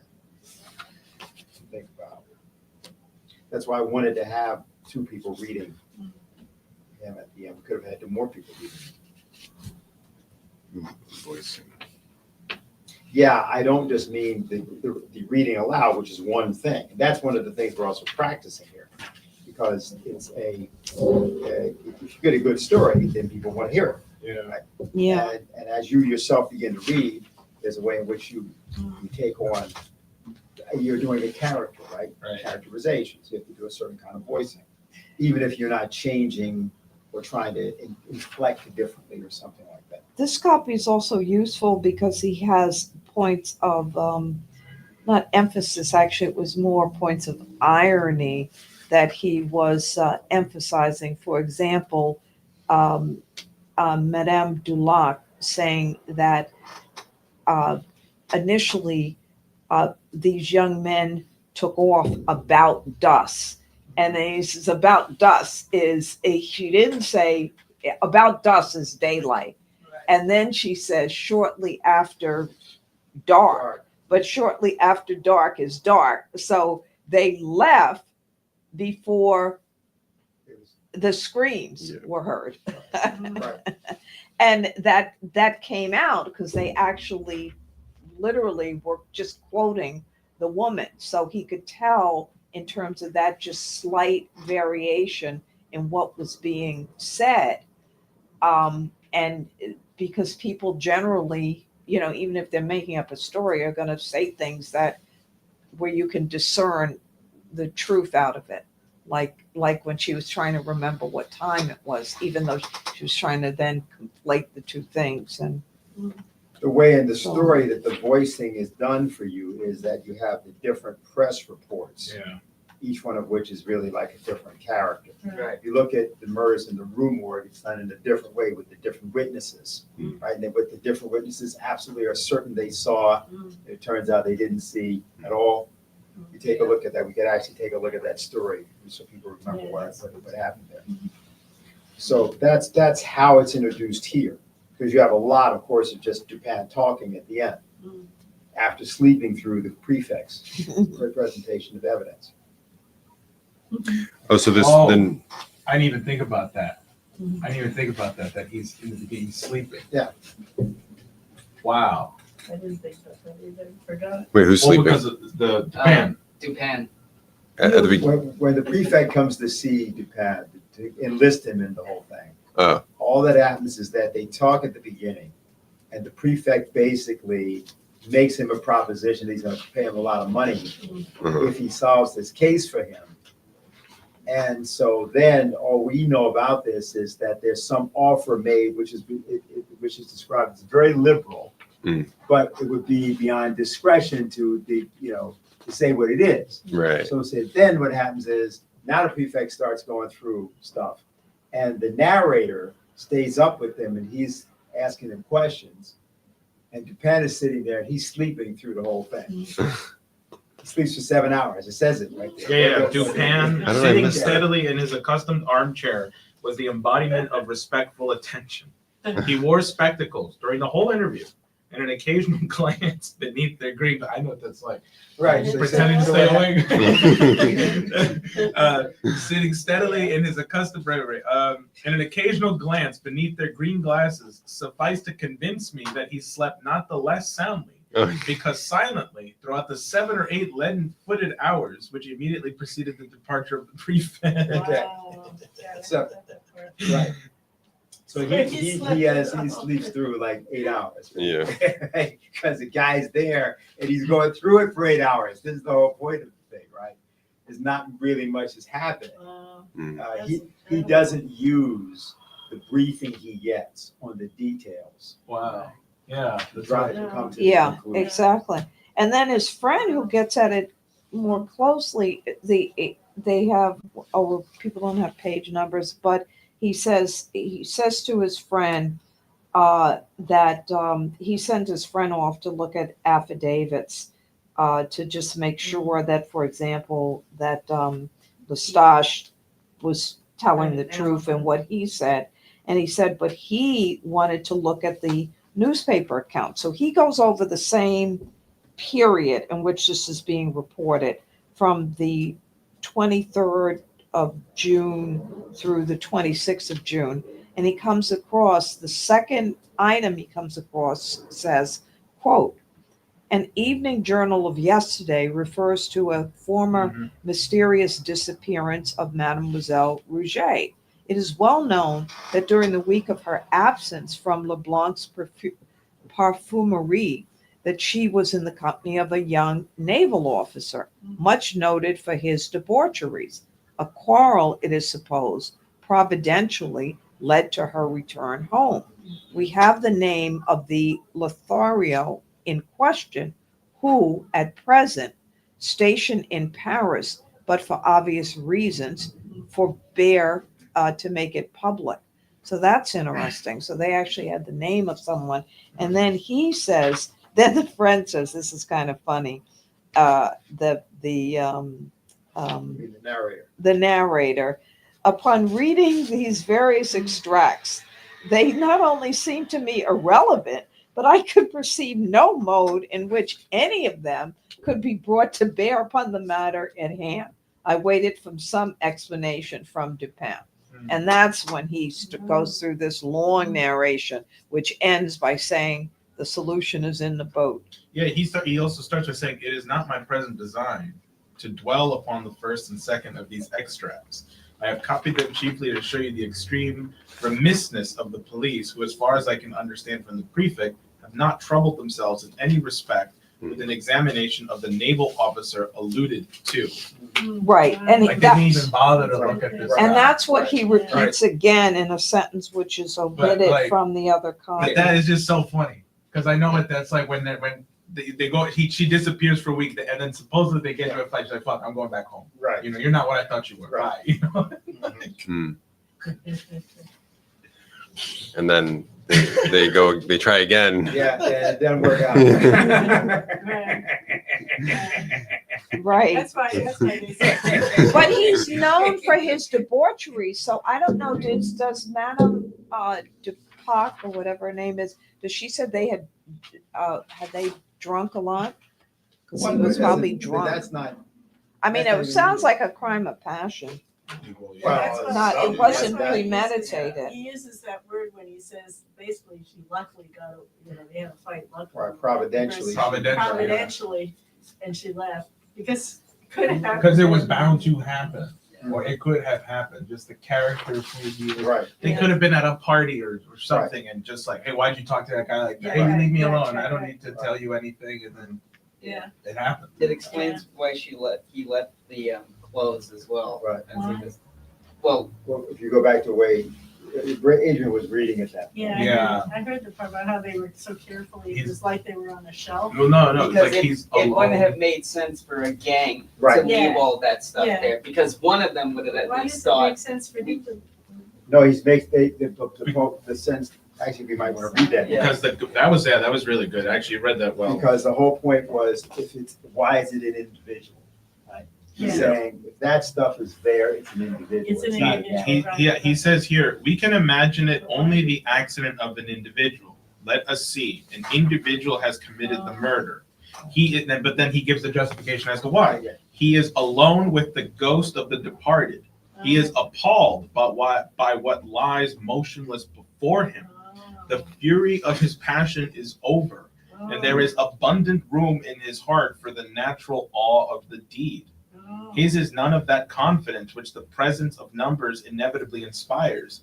He is alone with the dead. He trembles and is bewildered. Yet there is a necessity for disposing of the corpse. He bears it to the river, but leaves behind him the other evidences of guilt. For it is difficult, if not impossible, to carry all the burden at once, and it will be easy to return for what is left. But in his toilsome journey to the water, his fears redouble within him. The sounds of life encompass his path. A dozen times he hears or fancies the steps of an observer. Even the very lights from the city bewilder him. Yet, in time, and by long and frequent pauses of deep agony, he reaches the river's brink and disposes of his ghastly charge, perhaps through the medium of a boat. But now, what treasure does the world hold? What threat of vengeance could it hold out, which would have power to urge the return of that lonely murderer over that toilsome and perilous path to the thicket and its blood-chilling recollections? He returns not. Let the consequences be what they may, he could not return if he would. His sole thought is immediate escape. He turns his back forever upon those dreadful shrubberies and flees as from the wrath to come. Wow, that's so explicitly. Yeah, I yeah. heard it the first time, but Well, yeah, but that's why we're going over it. That's why I thought that was just like the psychology there. Yeah. Like, So basically, the clothes are ripped during the struggle, right. which occurs because there's only one murderer, and then he flees the scene, so the clothes are left. right, because he takes her He takes to the river and he's like, oh my God, there's people there. They're definitely seeing me, Yeah. you know. And so As he he's says how you can't be alone in Paris. But anyway, go ahead. Yeah. If it was a gang, it wouldn't have been that much of a struggle. Yeah. Right. would have Yeah, been a would have struggle ended to quickly. track, right. Yeah. And you know, and they might have even been scrupulous in looking at Right. circumspect at the evidence. Like, They hey, you would have left left this stuff, right. Yeah. not that way. Mm. So Wow. this is great. Yeah, So it did Amazing. and in the real life case, Mm. did he also, like, was there a naval officer that was also? Well, I think it would be good to take that up, just maybe take a look and see. There's probably background stuff on it. I mean, I know a little bit about it, but I think what's really important here is we're looking at method. The whole idea was how could you get to the bottom of something Yeah. without necessarily being on the inside of? Mm, Because, for example, isn't that what the problem is of 9/11? Isn't that the problem of the Trump assassination attempts? Isn't it the problem of, you name what you name, right? And people then say at this point, well, we'll never really know about these things. Why is that? Why should we accept that? I see. Right, it's like, well, we don't have the actual stuff. We weren't in the room in the Pentagon when this happened, so how could we? Yeah. It's like we weren't at the place where the murder happened, so how Right. could we ever really know what happened? It's like, well, okay. Yeah. Ah. So this is why it becomes important. Or the same thing concerning, for example, the whole issue of Kepler and his, Oh yeah, hypothesis. that's a good. vicarious hypothesis, and also just the general work. I mean, how can you know how the planets move? You're not on the planet. Yeah. You're just on one. They know how this one moves. How am I supposed to know how the solar system moves? What does that even mean? Right? In that Yeah. way. You can't get the bird's eye view of the whole system. You can't physically move there to see the overview. Right? Yeah. And so how do you hypothesize? That's the whole question here. How do you ask questions that are devoid of lethal axioms, which already predetermine your failure to get a right answer? Yeah, that he spent so much time dissecting the newspaper articles rather than just dismissing them, to show that the contradictions in there were actually clues for what you should actually look at it. In fact, the whole purpose of reading them was because they would is to identify in what way they were wrong. Exactly. Yeah. Yeah. So you're not reading it for information. No, Right, right. You know, it's So- interesting. I've read a lot of detective stories, but in many of them, there is only one complete conclusion. I mean, sometimes you can have more, but if you have one of them, and like the detective club actually did some things where they actually were hired by the police to solve a number of mysteries. People like Agatha Christie and Dorothy Sayre and so on, all of whom come after their followers. I mean, Poe establishes the genre, but in other words, you don't leave something, and this is where it's like the Kepler, you don't leave something with a contradiction. and say, well, we just smoothed that out. Oh, that doesn't work. Well, we'll just make up something that goes over that, and so on. There, it solving it lends itself to one and only one conclusion. I mean, sometimes I guess you could have two, but in other words, it has to all fit. And one of the things that he's showing is that the way in which these things cannot possibly be the case, like Right. he exhaustively goes through, it can't be a gang. Why can't it be a gang? Because a gang would never operate in the way that they would say that this operated. Yeah. Are there any comments? Let's see. Let's see if There were a anybody- lot of people listening, you said. Not initially, yeah. Yeah. How many made it till the end? If anybody's on at the end, we thank you for being on at the end. Is anybody still on? On the YouTube, there's still 3 people on. Yeah, fine. Okay. How On many the X, was there on the at X, the I can't. beginning? On the beginning, there was a big burst of people. It was about 400 people. I just tuned in. Wow. No, that's cool. No, but there's a whole thing. Maybe This people will is, go and read it. Yeah. I hope so. I hope the 3 people stayed on YouTube and the 100 something on X got something out of this. I actually, I 100 on next stage of the whole thing? well, at some point, maybe recycle. Oh, it maybe doesn't not. say. I'll have to wait till after to get the actual views to see how long the average view duration was. Yeah. This is the longest we've ever done it. This Yes. is like fun. Yeah, sure. But you want to address them or Oh whatever? yeah, I should probably. They're like looking at Adrian and just Oh, listening yeah. to my voice, like Okay. pretty. Say something to people. Say. Uh, Hello, goodbye. I don't know. Yeah. Well, watch out, Lynn. Don't step on my computer right there. All right. Yeah, actually, I need to actually turn off the stream when I finish it. This is the whole purpose of doing This was great. I was, Yeah. yeah. I will admit to the viewers at home, and I was nervous in the beginning. I wasn't sure how to address so many of you at the same time, new with different expectations as to what you want from this, but this is fun. And I hope that even if you're somebody who's rewatching this later, like you might just stumble upon this, come into my profile for the first time, and it's maybe a couple hours or a couple days after. And this is the first live stream you see.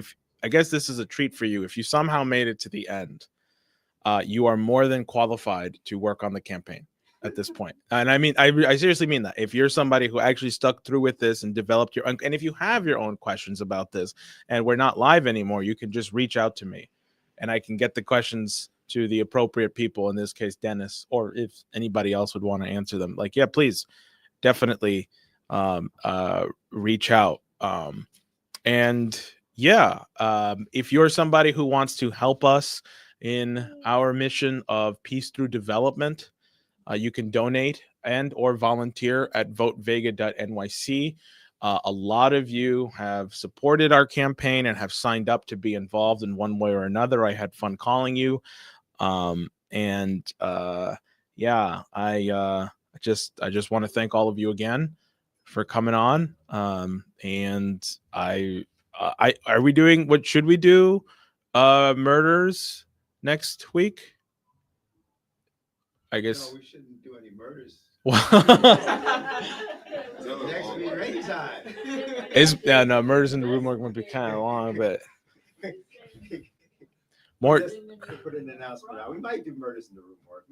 Maybe we could break it up. Maybe we can actually break it up. We'll see. I mean, this was just fun. I mean, just like thinking, like, oh yeah, This like, is one of his longer stories, though, so people know. yeah, they're not all this long.